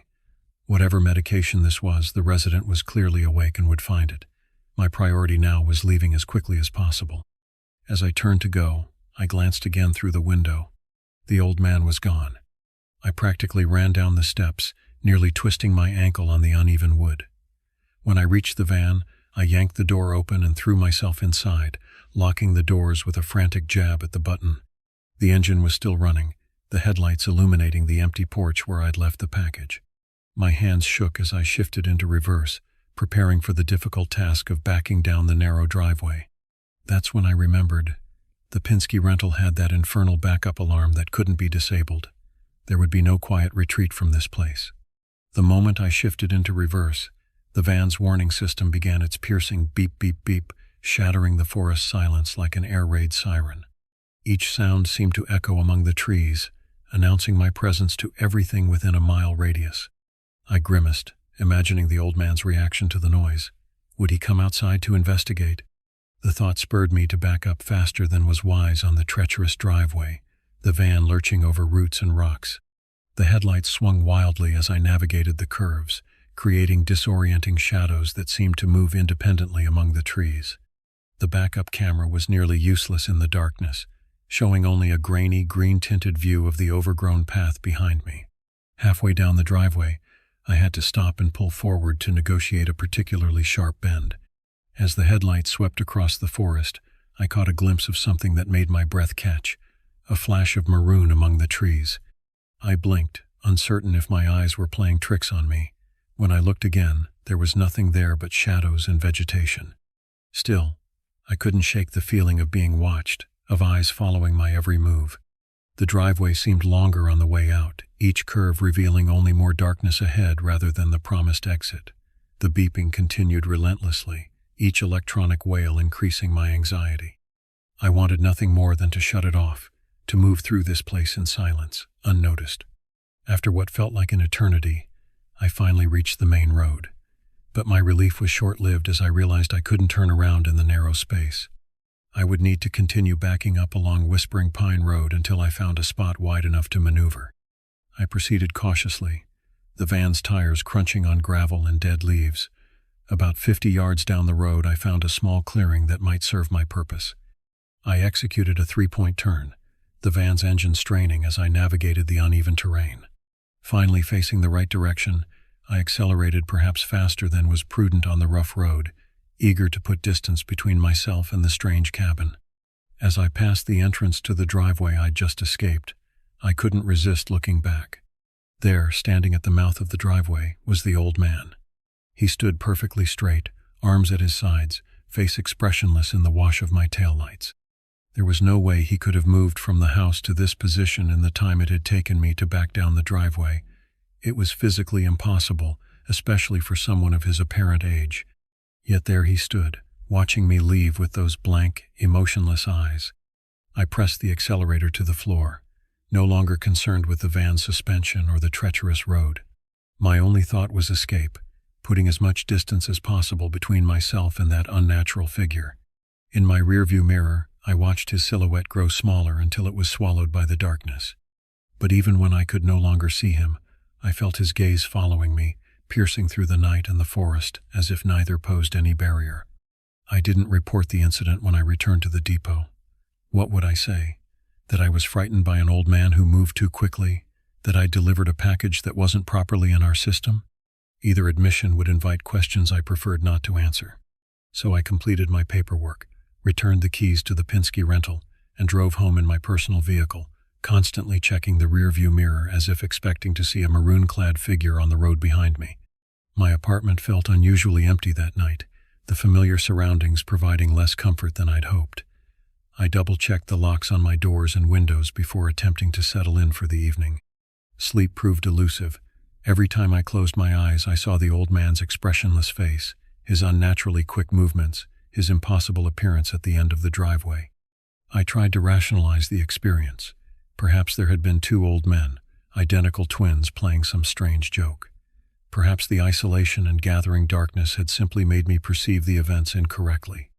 But nothing could explain away the wrongness I'd felt, the primal fear that had gripped me in that moment.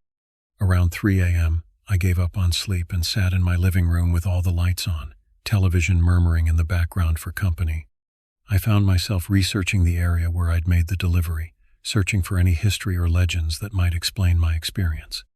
Whispering Pine Road yielded few results, mostly property records and tax assessments.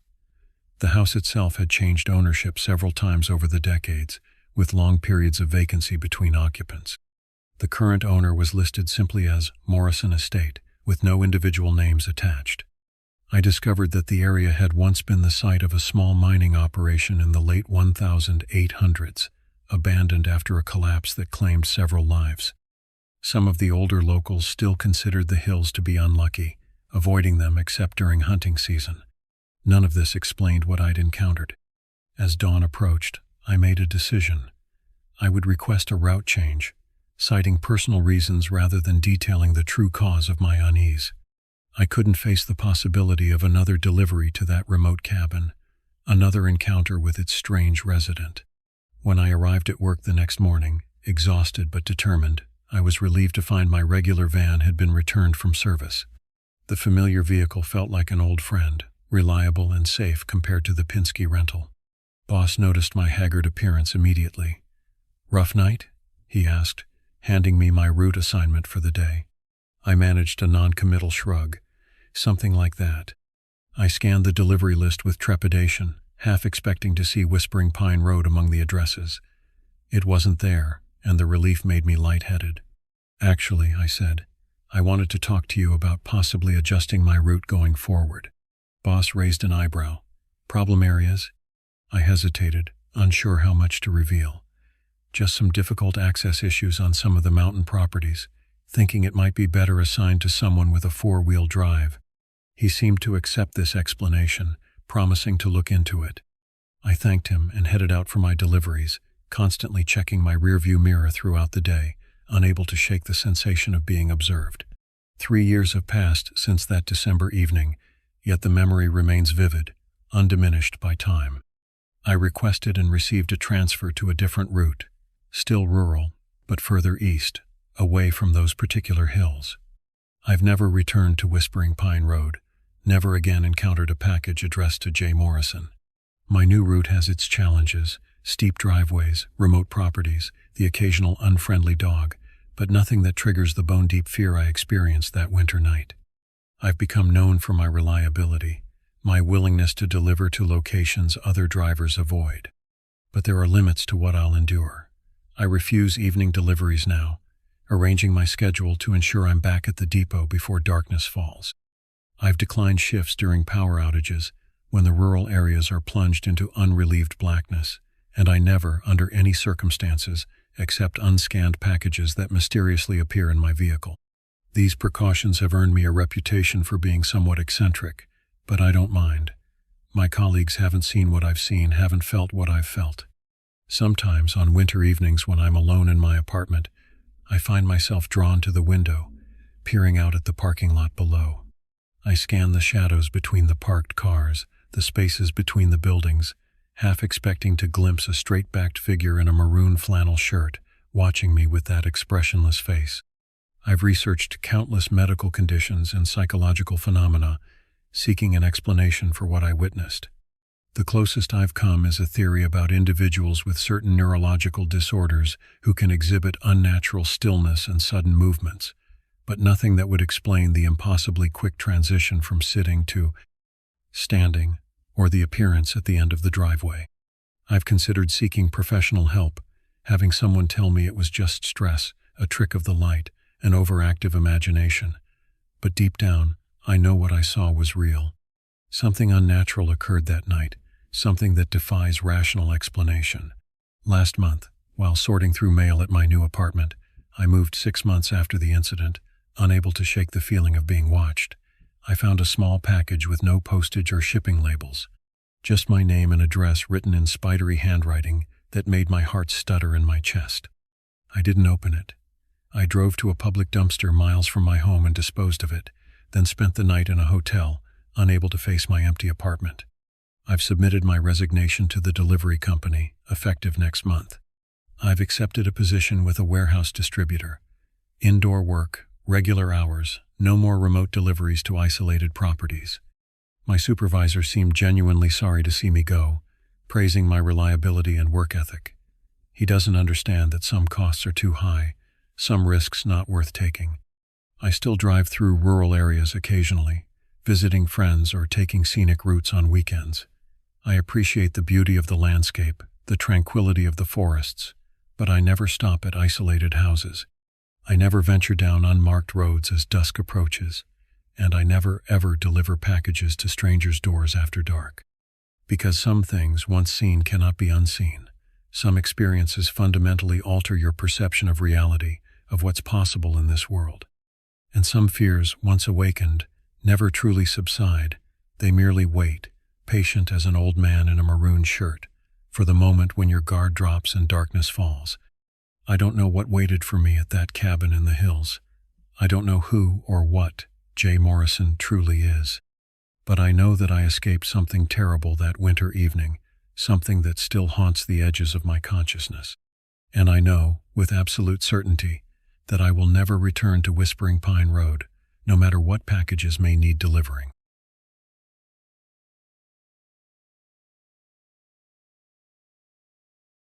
I was so sure it would be the perfect day for a winter hunt, the kind of morning that promises something special. January 27, 2022, marked in my calendar weeks in advance. The forecast had predicted ideal conditions: light snowfall overnight with clear skies by dawn, perfect tracking conditions, perfect visibility. The car ride to Harrisville State Park felt oddly quiet, except for the heater rattling against the cold and my German Shepherd Jax panting in the back seat. Every few miles I glanced over my shoulder to make sure he was as fired up as I was. He always seemed to know when we were headed somewhere with open space and fresh air.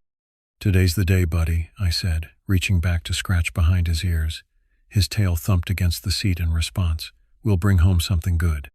I'd been coming to these woods since I was a kid, tagging along with my uncle. Back then I was just the pack mule, carrying equipment and listening to hunting stories that grew more elaborate with each telling. Now, at 33, I had stories of my own and quite as impressive as Uncle Roy's, but I was working on it. My truck's tires crunched through the fresh snow as I pulled into the nearly empty parking area. Only one other vehicle occupied the Lowton old blue pickup parked near the trailhead sign. Early bird, I thought, hoping they'd headed in a different direction. I preferred solitude on hunting days. Stepping onto the snow at the trailhead, I noticed how it sparkled under a low gray sky. A deep hush hung over everything.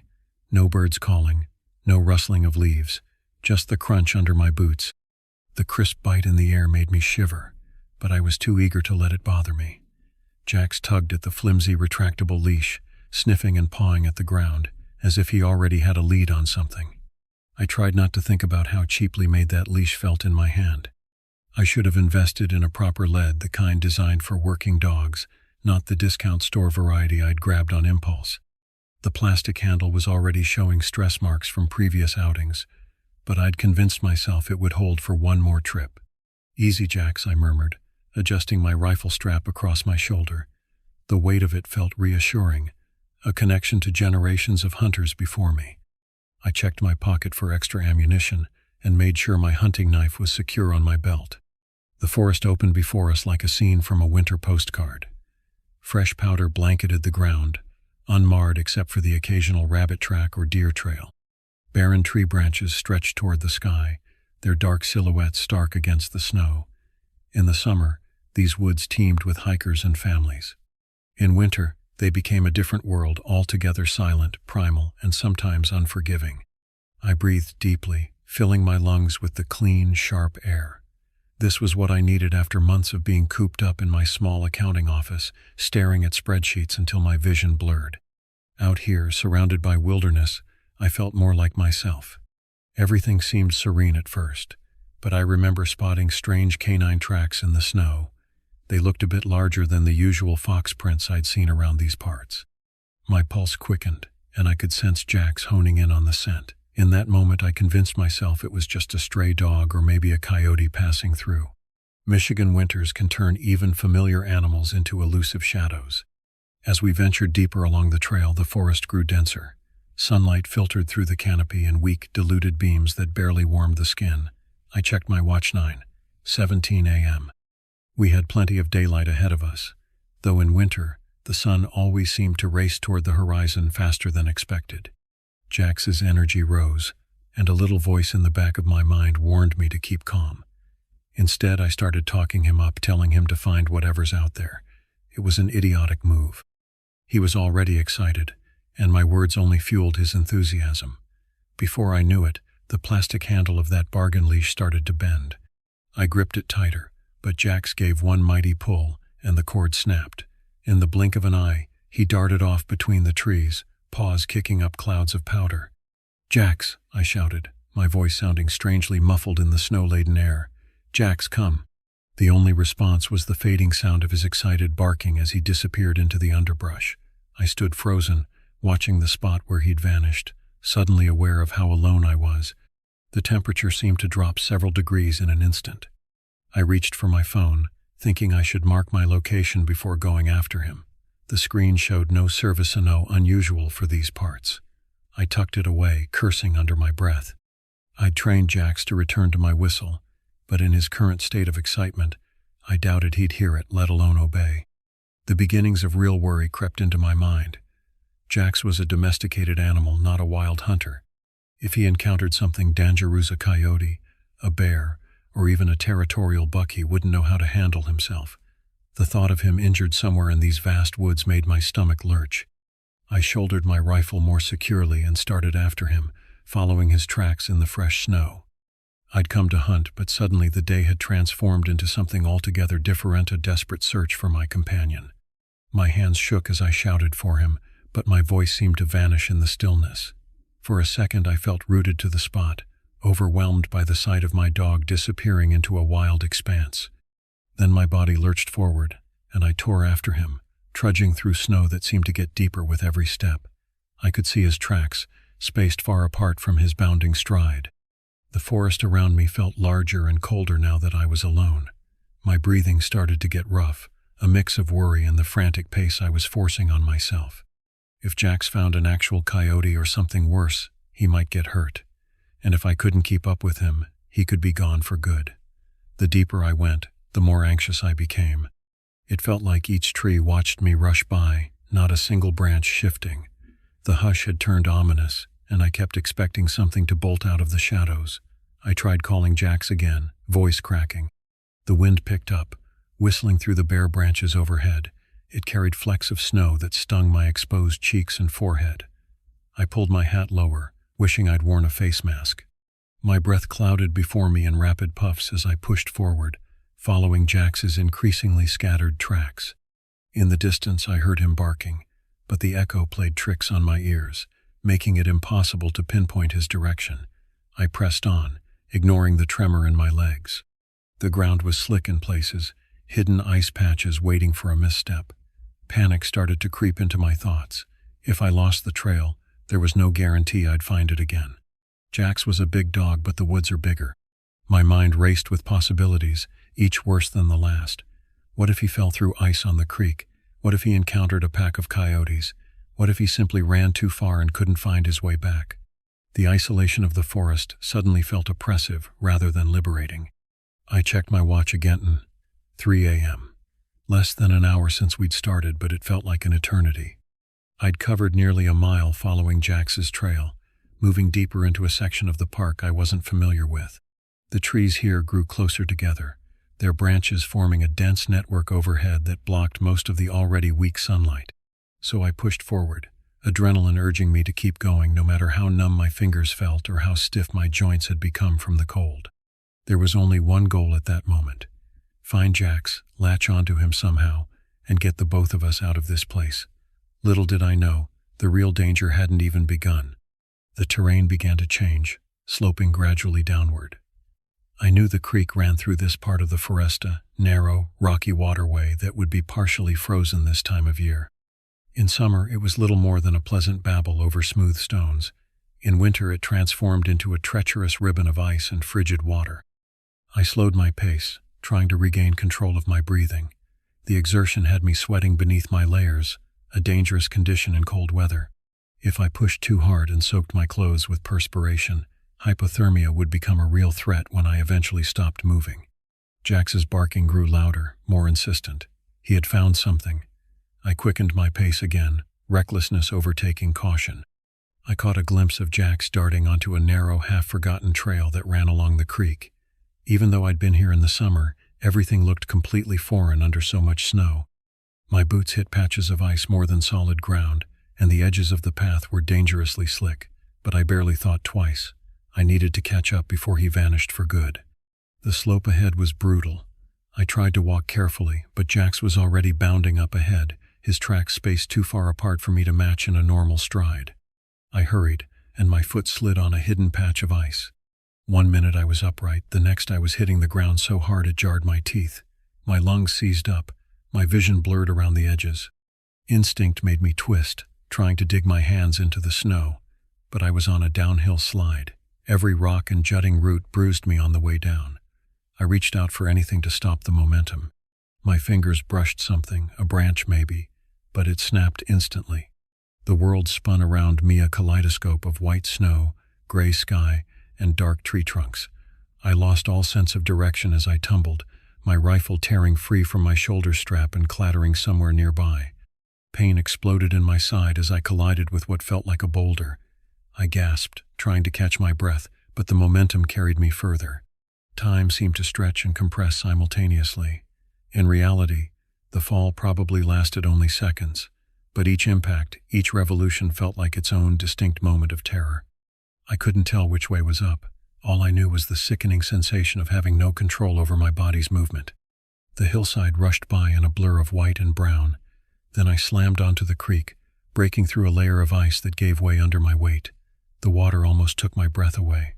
It was a cold so intense my muscles clenched. The shock shot through my limbs, making it hard to think straight. Struggling onto all fours, I felt the stream creeping up my elbows. My jacket and pants soaked it up like a sponge. The creek wasn't deep, perhaps 2 feet at its center, but the temperature was brutal. January in northern Michigan meant water temperatures just above freezing. The human body can withstand such cold for only minutes before hypothermia sets in. One wrong move and I'd submerge my entire body in that freezing mess. With a desperate push, I managed to get my torso onto thicker ice near the bank, then crawled until I was clear of the water. That's when the pain in my leg flared up. My pant leg was torn and blood was staining the snow. I tried to stand, wincing as my knee threatened to buckle. There was a sharp pulsing throb like a warning light in my brain. I looked up the slope I'd just descended. It wasn't particularly steep, but the combination of ice and snow had made it treacherous. My rifle lay about halfway up, partially buried in snow. I'd need to retrieve it, but first I had to assess the damage to my leg. I remember thinking that I'd be in deep trouble if an animal picked up the scent of fresh blood. With my luck, there might be a hungry coyote lurking in the distance, watching for an easy meal. I peeled back the torn fabric of my pants to reveal a jagged gash on my right knee, about 3 inches long. It wasn't dangerously deep, but it was bleeding steadily. I scooped up a handful of clean snow and pressed it against the wound, gritting my teeth against the sting. The cold would help constrict the blood vessels at least. Looking around, I realized I'd lost my bearings completely. The creek stretched in both directions, curving out of sight among the trees. The sun was hidden behind uniform gray clouds, offering no directional guidance. My phone was still in my pocket, but when I pulled it out, the screen remained dark. The impact or the water had killed it. Panic threatened to overwhelm me. I was injured, soaking wet in freezing temperatures, with no communication and no clear path back to civilization. And my dog was still missing. Jax showed up, completely unfazed, panting like he'd just had the time of his life. Relief washed over me, but anger flickered too. I couldn't handle him bolting again, so I grabbed the broken cord from his side and tied it around my wrist. "Where the hell have you been?" I rasped, my voice shaking with cold and relief. He just wagged his tail, oblivious to my predicament. In his mind, this was all part of a grand adventure. For me, it was rapidly becoming a nightmare. My fingers shook from the cold, and it felt like the wind was trying to slice through every layer of clothing I had on. I knew I needed to move, to get circulation flowing through my extremities. Hypothermia was the immediate threat. Wet clothes in winter conditions could kill faster than almost anything else in these woods. I looked at my watch again, surprised to find it still working. 10:37 a.m. The fall and its aftermath had consumed barely half an hour, though it felt like hours had passed. I still had daylight, but my situation was precarious. Climbing up the bank became a test of will. The snow soaked into my gloves each time I touched the ground, and I was limping so badly I had to half-drag my leg. I managed to retrieve my rifle, brushing off the snow and checking for damage. The scope seemed intact, a small mercy. I tried to orient myself, searching for landmarks. The park covered nearly 2.0 acres, and I'd wandered well off the marked trails. The creek might lead to a more traveled area, but following it would mean slower going. The alternative was striking out directly through the woods, hoping to intersect a trail. I decided to climb to higher ground first, to get a better view. Each step sent pain shooting through my injured knee, and my wet clothes had begun to freeze in places, becoming stiff and even more uncomfortable. Jack stayed close now, sensing perhaps that something was wrong. When I reached a small clearing at the top of a rise, I paused to catch my breath. The landscape spread out before me, an endless sea of trees, their dark trunks stark against the snow. No sign of trails, roads, or structures, just wilderness stretching in every direction. A new wave of fear washed over me. I was more lost than I'd initially thought. The familiar paths I'd traveled hundreds of times might as well have been in another country. Winter had transformed everything, erasing the markers I relied on during warmer months.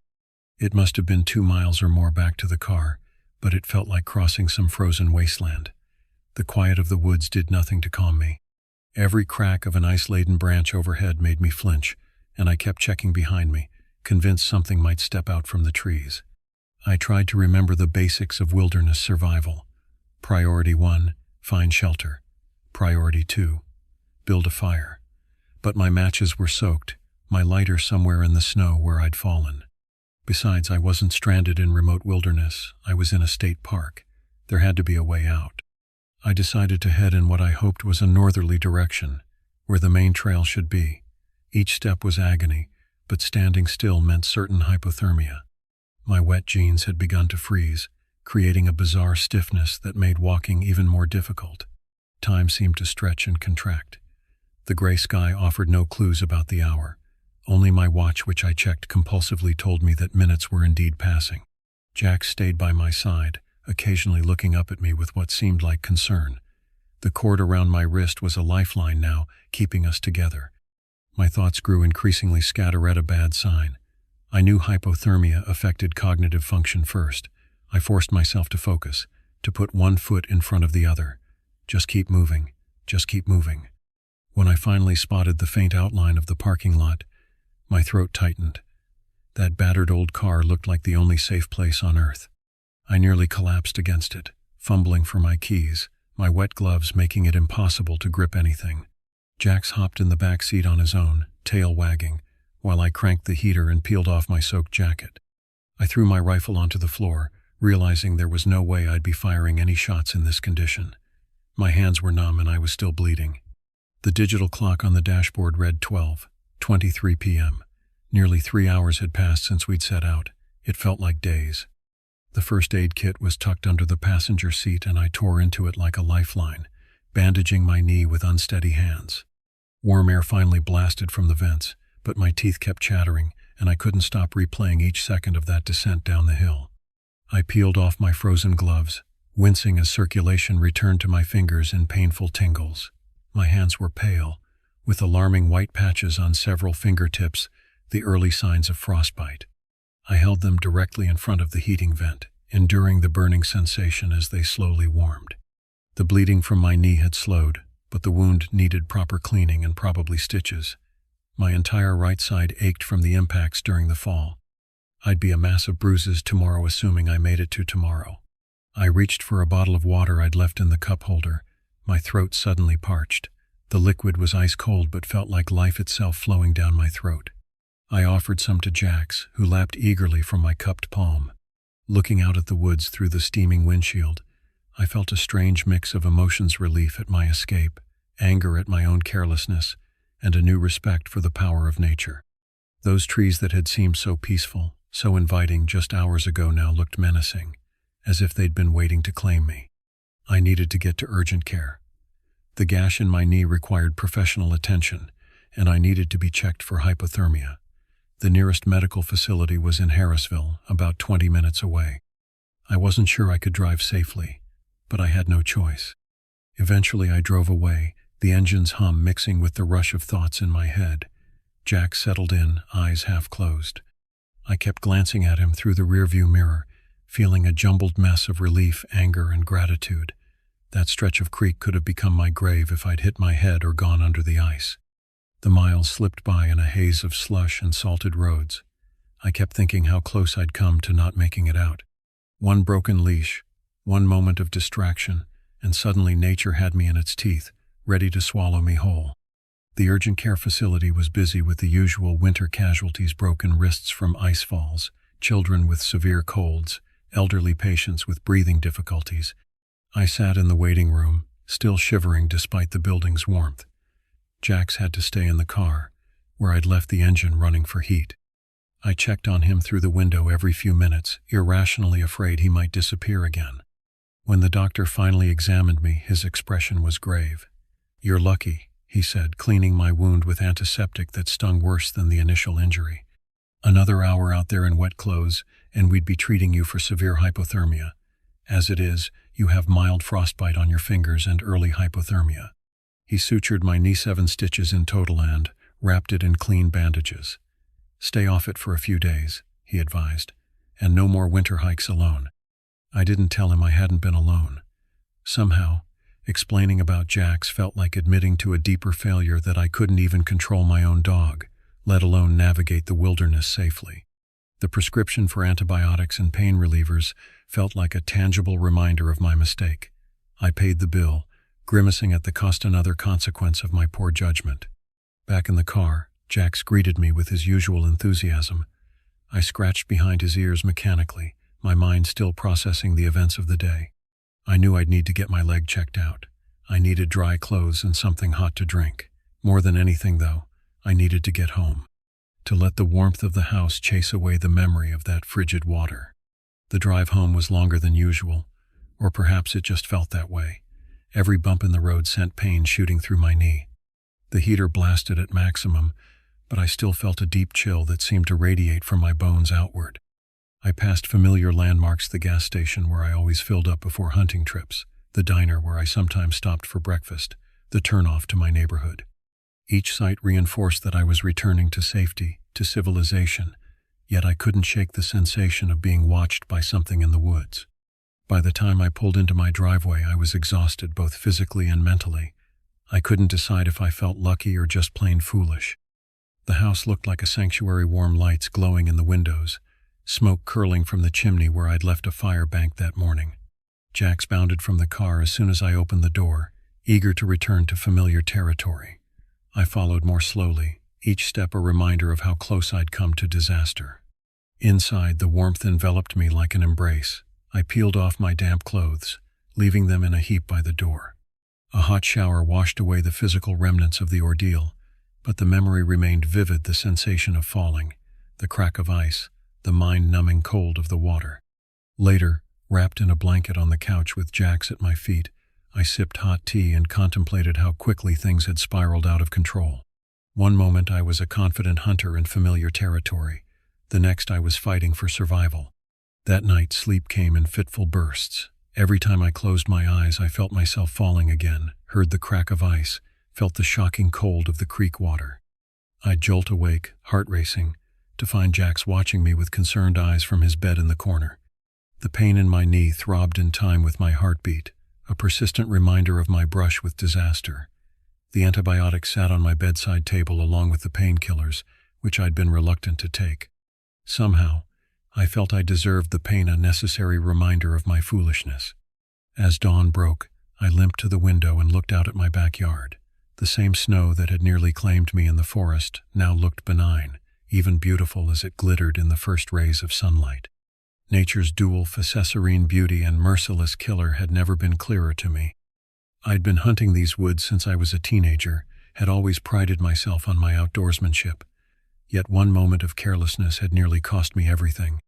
The cheap leash, the excitement egging Jax on, the reckless pursuit of preventable mistakes. Over coffee, I found myself online, ordering a proper hunting harness for Jax, the kind with reinforced stitching and a secure clasp that wouldn't fail under pressure. I added a personal locator beacon to my cart as well, along with waterproof matches and an emergency blanket for my pack. Small investments that could mean the difference between life and death. The doctor had advised staying off my leg, but restlessness drove me to pace the house, Jax following at my heels as if afraid to let me out of his sight. Perhaps he sensed how close we'd come to not making it home at all. I canceled my plans for the coming weekend, another hunting trip I'd been looking forward to for months. It wasn't just the injury keeping me away. It was a newfound respect for the dangers lurking in those familiar woods. I needed time to recover, not just physically but mentally, to rebuild the confidence that had been shattered along with the ice on that creek. In the following days, friends called to check in. I told them a sanitized version of events: a slip on ice, a minor injury. The full story felt too raw, too personal to share. How could I explain the moment when I realized I might not make it out? The primal fear that had gripped me as I crawled from that freezing water? The desperate trek back, each step a battle against pain and cold? A week later, my knee was healing well, though the doctor warned I might feel twinges in cold weather for years to come, a permanent souvenir of my misadventure. The frostbitten patches on my fingers had peeled, revealing new, tender skin beneath. I limped to my front door, Jax by my side, vowing I'd never let a scrap of cheap plastic determine our fate again. The forest would be waiting when I was ready to return, not as a conquered territory, but as a powerful force deserving of respect and careful preparation. Winter hunts aren't games, and careless decisions can turn a simple outing into a nightmare. Nature doesn't care about experience or confidence. It simply exists, indifferent to human folly. This lesson, etched into my memory and my flesh, would guide every future venture into the wilderness. As I scratched Jax behind the ears, watching snowflakes begin to fall outside my window, I felt a complex mixture of gratitude for our survival and humility in the face of forces far greater than myself. I had entered those woods as a hunter, confident and prepared, or so I thought. I had emerged as something else, a student perhaps, with a newfound appreciation for the thin line between adventure and disaster. One last thing before you leave.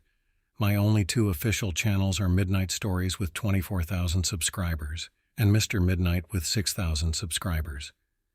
Any other channel posting my content does not have my permission. If you find one, please report it immediately. Your support protects this channel. Thank you.